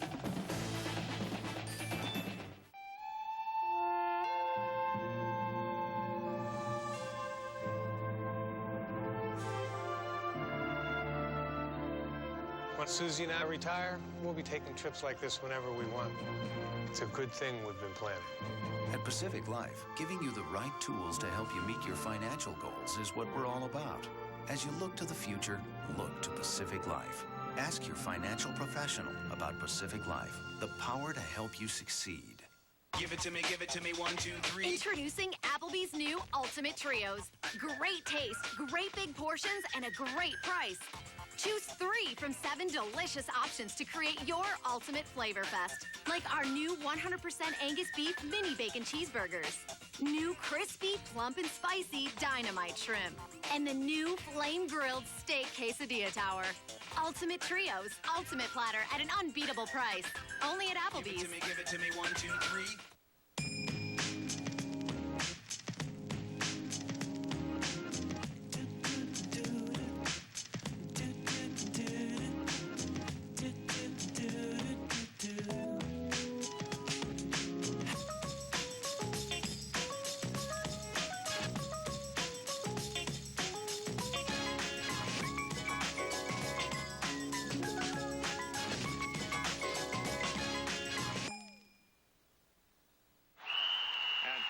Recovers a fumble in the end zone. That's his first career touchdown. Wait, is that a Dr. Pepper? Oh, he's going to make the most of this one. Welcome back, my friends, to the show that never ends. We're so glad you could attend. Can you believe this? We might be here all night. Is he really going to do this? Look out. Only Dr. Pepper has 23 flavors packed in one bold taste. For those who make the most of everything.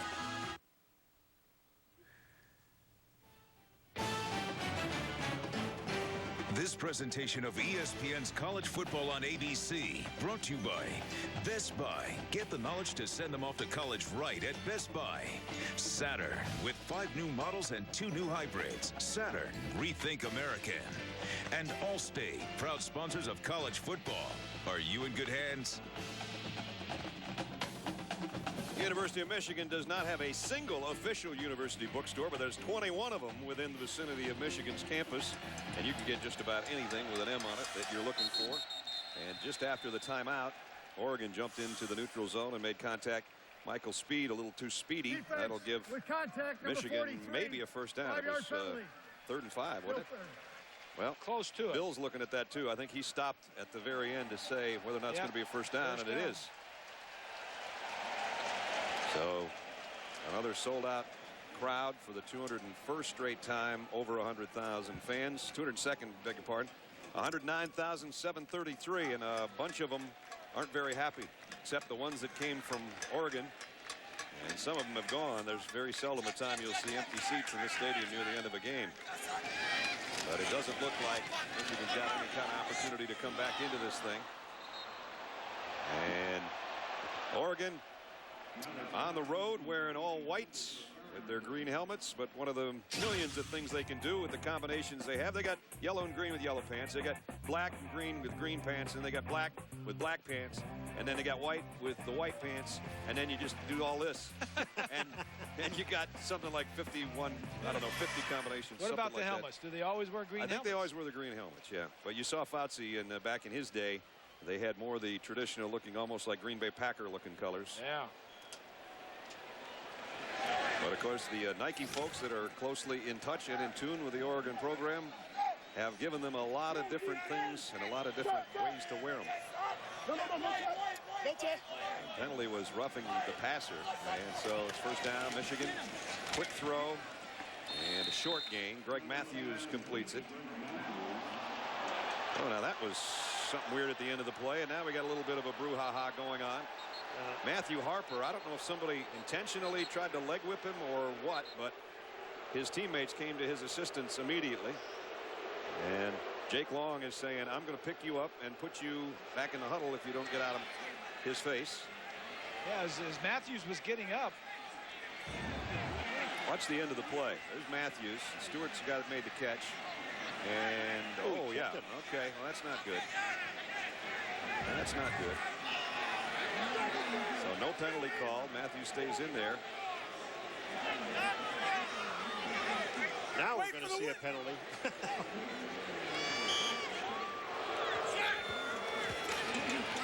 Mallet. Oh, hit from behind. Great rush off the corner by Kenny Rowe.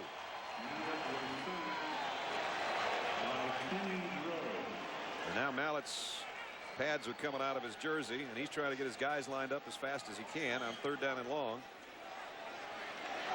Mike Hart's come back out to join him. They're thinking about blitzing the Ducks, and they're going to come with an extra guy. Mallett throws, got a man open. Arrington, nice catch in traffic, good toss. And Arrington really got popped. Yeah, he knew he was going to get hit, and that was a nice catch to hang on to it. And he gets up holding the back of his leg. Reminder, near the conclusion of our game today, Chevrolet will make a $1,000 contribution to each university's general scholarship fund for our players of the game. I know who mine is for one team already. I think you can just whoop that one. Quarterback from Oregon who's been sensational. And now Mike Hart, who has tried to play on a bad leg, goes down. And Bonnie's got an update, I think, on Harper. Yeah, Harper's had a great game for Oregon. The interception and the sack on a couple plays ago. He went off the field limping. I'm going to go on the other side and check, but he's not in the game right now, guys. And speaking of limping, can anything else go wrong? Jake Long has just limped off a play ago for the Michigan Wolverines. 2 of their captains trying to play hobbled, and Chad Henne, their quarterback, out of the game. An undisclosed injury that's put the pressure on a freshman quarterback to try to play in this biggest setting against a team that's got a 39-7 lead on you. 3 best players on offense. Yep. The defense is not playing anyway. They're playing that well. Can you have a worse day? I don't know. I think you got to do a major regrouping. I mean, you know, the players called their own meeting after last week's game, and that was Long and Henne. Going to have another meeting, aren't they? Or 2. Matt Weiner's got another update, I think, on the Notre Dame game. Matt? That's right, happening on ESPN right now. We showed you Notre Dame's return of an interception for a touchdown. How about Derek Williams? Dangerous Derek Williams. Under the punt, he'll go 78 yards the other way for a score, and we are back to square one at State College. It is 7-all. All those young receivers of Penn State's have grown up now, and they're still playing well. Neither offense has scored in that ball game. No. Thurman being helped off. That man's got to be happy right there. I guess. Bellotti. What a great job he's done at Oregon. Had an opportunity to go to a lot of other places. USC, UCLA, Notre Dame, Ohio State. Couple of NFL people. NFL. Yeah. Says, no, I want to stay right here at Oregon. Winning his coach in Oregon history. Longest tenure of any coach in the Pac-10. And he will relish win number 120 in his career about 7 minutes from now, that's for sure. 13 years a head coach. Mallett going to air it out. And he overshot everybody with that one. Well, he's got a strong arm. The only problem is, you know, you got to tell it like it is. The kid doesn't practice that much. He doesn't, especially with the first unit. So, and then you don't think anything's going to ever happen to Henne because it hasn't happened in 4 years. And now he's got to come in and play. His numbers, 6 out of 14, 49 yards. The interception that really was not his fault was a pretty well thrown ball that ricocheted off his receiver's hands and into the Oregon secondary. So that's 3rd down and 7 again. And now it was Adam Krause coming out of his stance. And this is the kind of stuff that drove Michigan and their coaches crazy last week. Penalties. And a guy like Krause should know. He's a senior. He knows better. This is just a lack of concentration. You know the game's over with. You're not playing well. You're frustrated. Yeah. Yep. You know, last week you were talking about the penalties. Brad, they had 7 penalties, and 6 of them were pre-snap penalties. Yeah. And you know, you're in this 3rd and 2, and all of a sudden, guy moves. Now it's 3rd and 7. It changes your offensive play, your field position. It changes everything. And now this one's 3rd down and a dozen when it would have been 3rd and 7. Out of the shotgun. Look out. Throws it down the middle and kind of up for grabs, incompletes. Reminder, time permitting, after the game, John Craig and Doug will be in New York and will bring you the Dell post-game reports. All the scores and highlights from today's action. We've got 7 minutes left here. 6:58. I mean, big upsets today. Right here, maybe. Yeah, That really wasn't an upset, but I think Michigan was favored by a little bit. Not anymore. Nope, not anymore. Mesko to kick. And Oregon will get it back, and they would probably want to just keep it on the ground and get first downs and get out of here and head back to Eugene.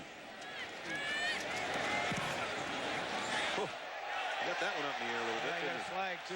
Roughing the punter.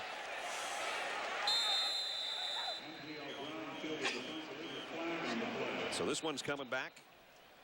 And if it's what we think it is, and it is, it should give Michigan a first down.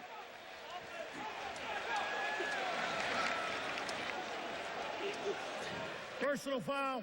Roughing the kicker, number 49. 15-yard penalty. Yeah, first down. I don't think they hit him. You know, I think the kicker slips, and because there were 3 guys around him, maybe I'm wrong, but I'm looking at it from this angle. Watch this. Watch what happens here. He goes there. All right, he's up in the air, and he slips. And he trips the guy. I'd get him for roughing the guy, coming and kicking him in the ankle. They never touch this guy. This is a terrible call. Well, they deserve something.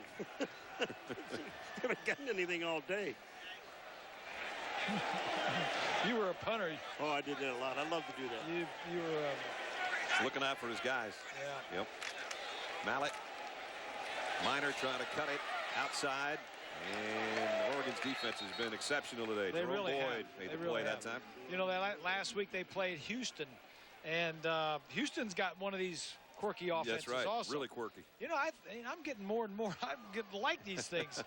You know, Utah started it out there. You know, West Virginia's got something like this where they use 3 wide, 1 back, and the quarterback can run all over the place. Urban Meyer's got something like this down in Florida he's using now with Mallet Tebow. Down the middle, incomplete, intended for his tight end, and Bob's going to give us the best by playbook. Well, one of these touchdowns, let's go back and take a look. There was man coverage. This guy was covering him. They're man-to-man coverage. Now, the 2 white receivers just kind of cross. The inside receiver just comes down and bends to the outside, and then just outruns the defensive back.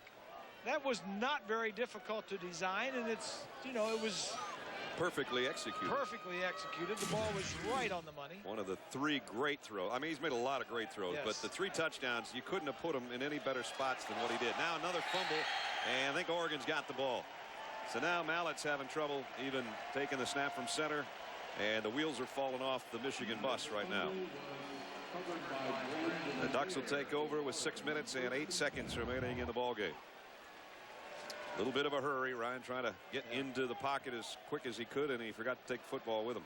Those are the types of mistakes that happen when you have a freshman quarterback. 4 turnovers today, fellas. 3 in Oregon territory. Do we see a new quarterback now? I would hope. Brady Leaf's coming in, yeah. I would hope. You know why Greasy loves this offense?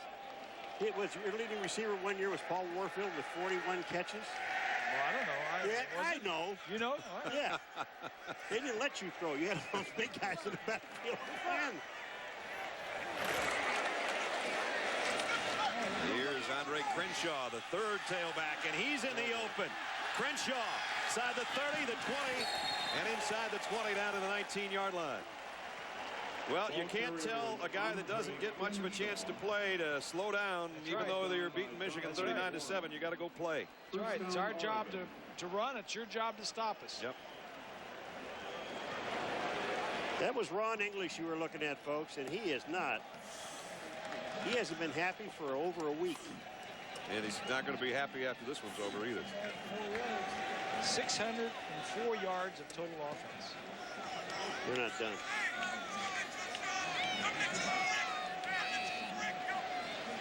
Leaf gives it off inside. Crenshaw again. Crenshaw's down to the 13-yard line. Oregon put 39 points up, but you think about it, they had 1st and goal at the 1 and had to settle for a field goal one time. As you look at the game plan, well, they spread out the Wolverines for Spread sure. them out and run, I said, and they've done that. They've run. That's what Bob says, try to keep the defense off the field, which the offense didn't do. Right. Dixon 4 touchdowns accounted for in his 368 yards. I was going to say, though, they had a turnover inside the Michigan 10. They had a loss on downs in this quarter at the 2-yard line, and they had to settle for a field goal down here when they had 1st and goal in the first quarter. This thing could be 50 to something. And they missed a field goal. And they missed a field goal. Exactly. And we're under 5 minutes. Crenshaw getting some carries. There's the star of the show today, without a doubt. Yeah. And yeah, the smile tells it all. I'd go with Hart the other way with Michigan, because he did play with Hart. He gained over 100 yards. Yeah. It's funny, that statistic the last 2 times about him rushing for 100 yards, that used to be such a great stat, because at one time I think it was 17-1, and then it became 17-2, now and then 17-3. Now it's 17-4 when Mike rushes for 100 or more yards. So that thing's starting to fall backwards a little bit. Nothing backwards about what Oregon's done today. It's been all forwards. Leaf completes it out to Colvin, and he's brought down short of the first down as we check in with Bonnie. Well, Brad, remember when all those eyebrows were raised in Eugene when Dennis Dixon decided to play minor league ball for the Braves? Well, little did they know that football was still so much an everyday priority for him. He told me he recruited some of his baseball teammates to be stationary targets. He could throw at them an hour and a half, 2 hours every day, so much so they actually had to wear batting gloves, and he had the playbook on his computer, and he watched film every day. And you know what? I guess baseball didn't put a cramp in his football style. I don't think so, has it? As long as he's not a pitcher. Yeah. Well, if he was a pitcher and then throwing footballs after practice, that wouldn't help. Daniel Padilla with the field goal, and it hit the uprights, much like what occurred earlier to Michigan. 3:25 to go. Score stays the same. All Ducks 39-7 here in Ann Arbor.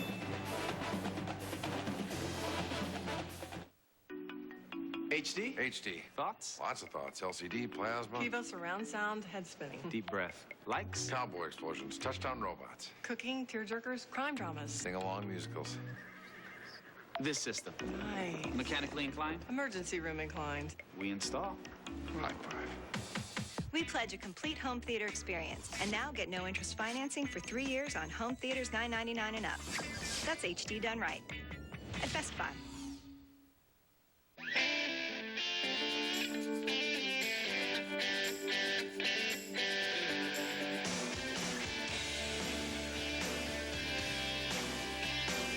Introducing the SUV that's bringing privilege to the people. The totally redesigned Saturn Vue. Excessively safe, excessively well equipped, excessively well priced.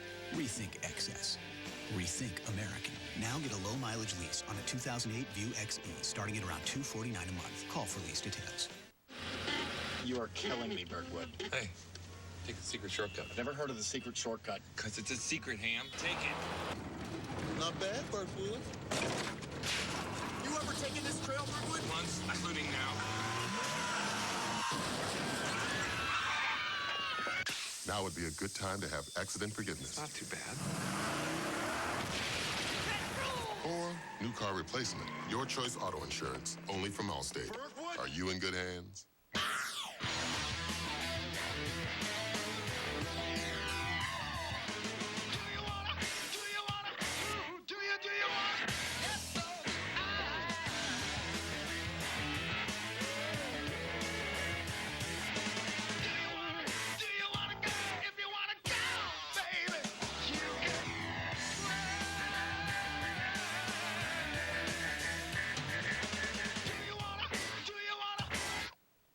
The three-night event, Dancing with the Stars, starts Monday, September 24th on ABC.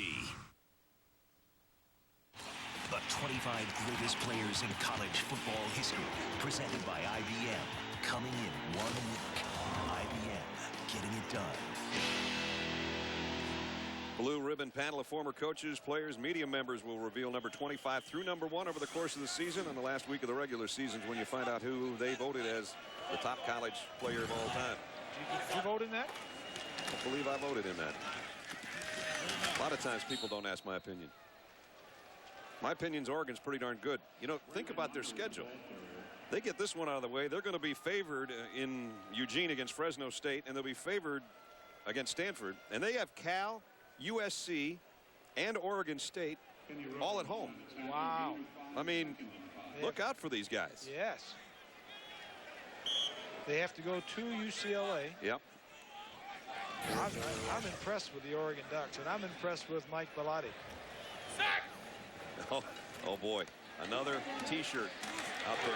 Now it's our house. The ball came out at the end. You know what Bellotti did, and I think we mentioned a little bit earlier, but he kept him on West Coast time. He brought him in late last night, brought him over here, I think like at 7:30, 8 o'clock. It was just about getting dark, just walked into the stadium, just looked around. They went to bed at 1 o'clock. Went to bed at 1 o'clock, got him up at 10 o'clock. The game starts here at 3:30 Eastern time. So he kept him on Eastern time, and it seems like it's worked. He says he does it every time he comes to the Midwest or to the East. Sounds just about like Paulie's time frame, when he goes to bed, when he gets up, yeah. Isn't it? Close. He doesn't fall asleep, he passes out. And then he comes to in the morning. In the morning, he doesn't wake up, he comes to. That's right. Mallet, look out in the pocket, down he goes.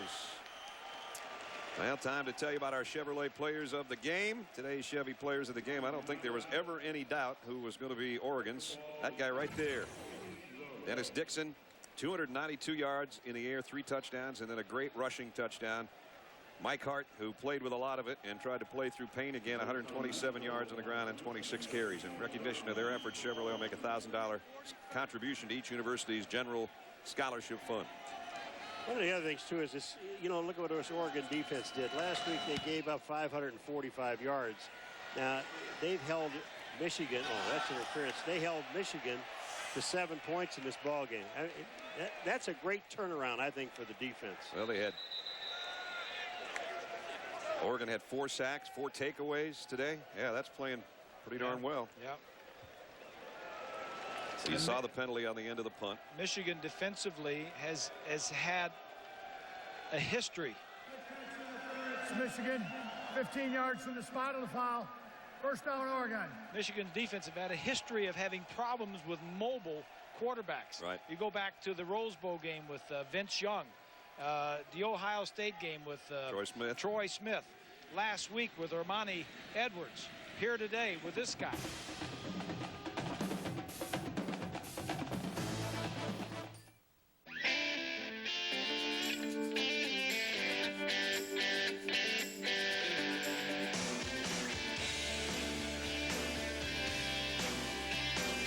Introducing the SUV that's bringing privilege to the people. The totally redesigned Saturn Vue. Excessively safe, excessively well equipped, excessively well priced. Rethink excess. Rethink American. Now get a low mileage lease on a 2008 Vue XE starting at around $249 a month. Call for lease details. Kenny, I need 50 pounds of roast beef. Sorry, Pat. We're all out. Oh, don't give me that. What, did your wife wolf it down for breakfast?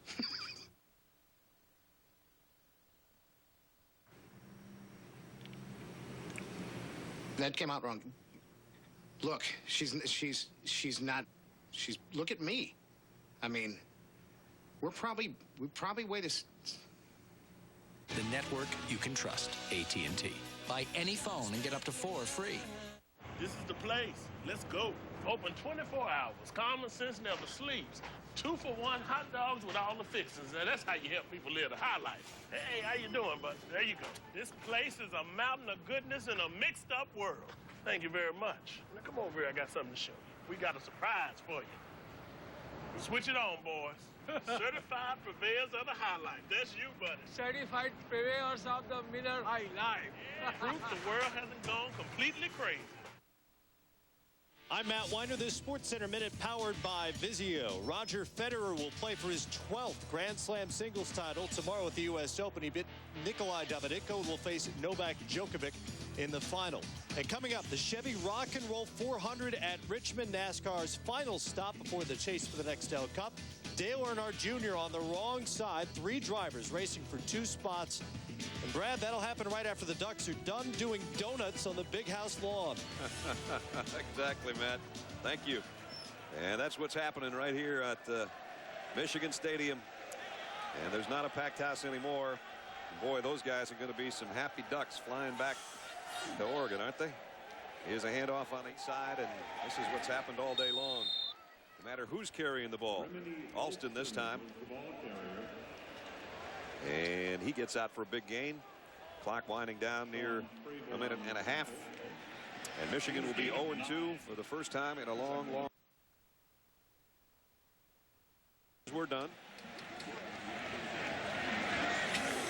And a very important race to find out who is going to be in that chase field. 327 yards for Oregon on the ground today, guys. 300. Man, didn't matter if it was Dixon doing it, or Stewart doing it, or Johnson doing it, or some of these backup guys that are still doing it very, very well. Another first down near the 35-yard line for Remini Alston. So Michigan has to try to put the coach got Duncan over there. I bet that's going to be the best wet shirt he's ever felt in a long time. Well, he did a heck of a job, and his team really performed today. Don't forget,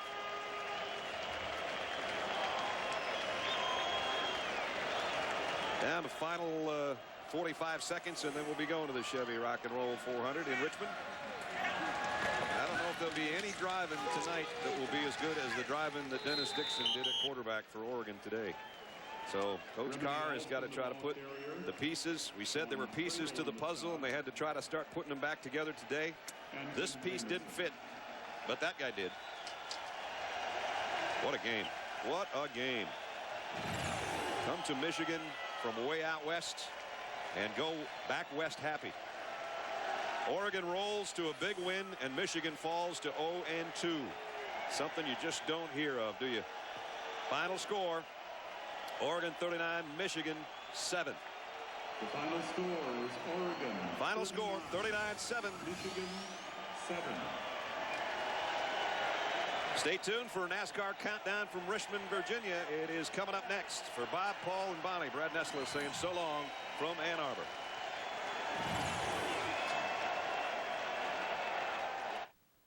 They're rich. They're ruthless.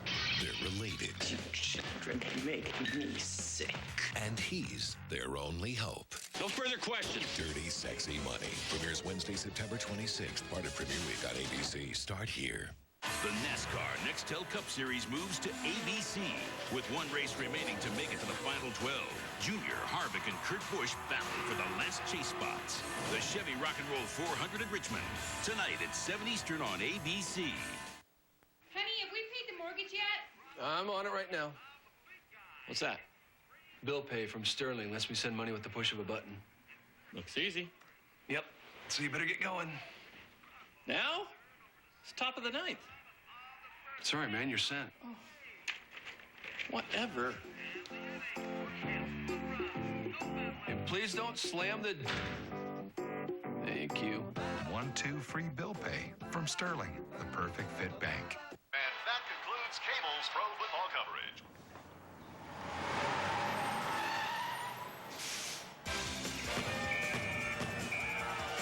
Want more football? Call Quest and get DirecTV, like your neighbors. Order a Quest bundle, including DirecTV service, digital voice, and broadband for around $100 a month. And for just $10 more a month for 10 months with DirecTV's Choice Extra, you'll get up to 14 games every Sunday. Connecting fans to the game. Quest, that's our spirit of service. I gotta get out of here. Safe on, my lord. I don't think he's from around here. Really? Did you figure that out on your own? Hey, you watch it there, fancy pants. Fancy pants? I jump at your neck. Hey!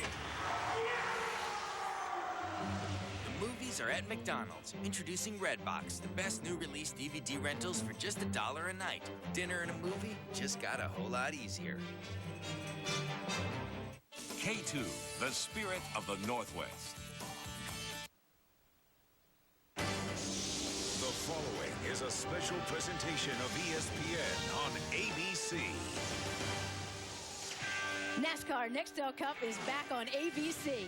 Tonight, a short track slugfest in the final race for the chase. Who gets in? Who will be left out? It's the Chevy Rock and Roll 400 at Richmond International Raceway. They've survived dozens of grueling races, endured thousands of paint-swapping miles. Now, they face off in a final race to make the chase. Tonight under the lights in Virginia, The Raceway of Richmond, this beloved track of NASCAR, offers one last chance. The sun is setting and there's no time for blunder. The squeeze is on and the door is slamming in front of you. The proof is in the numbers and the math isn't adding up for Junior. It's going to take a stock car Hail Mary for number 8 to make the final cut. To lead the chase there, you need to take care of business here first. Jeff Gordon is racing for his 5th title. Breathing down his neck is Jimmy Johnson looking to double dip as NASCAR champion. Second place might as well be last. So it's time to lay it down.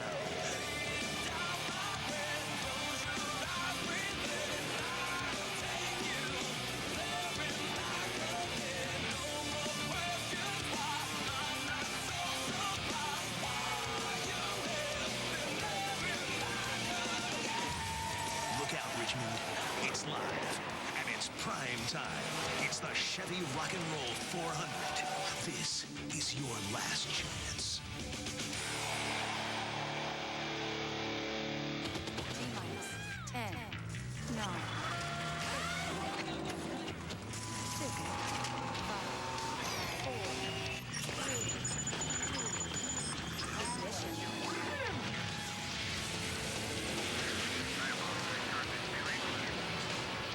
The countdown is on. 8 drivers are locked into the postseason, and there's only room for 12.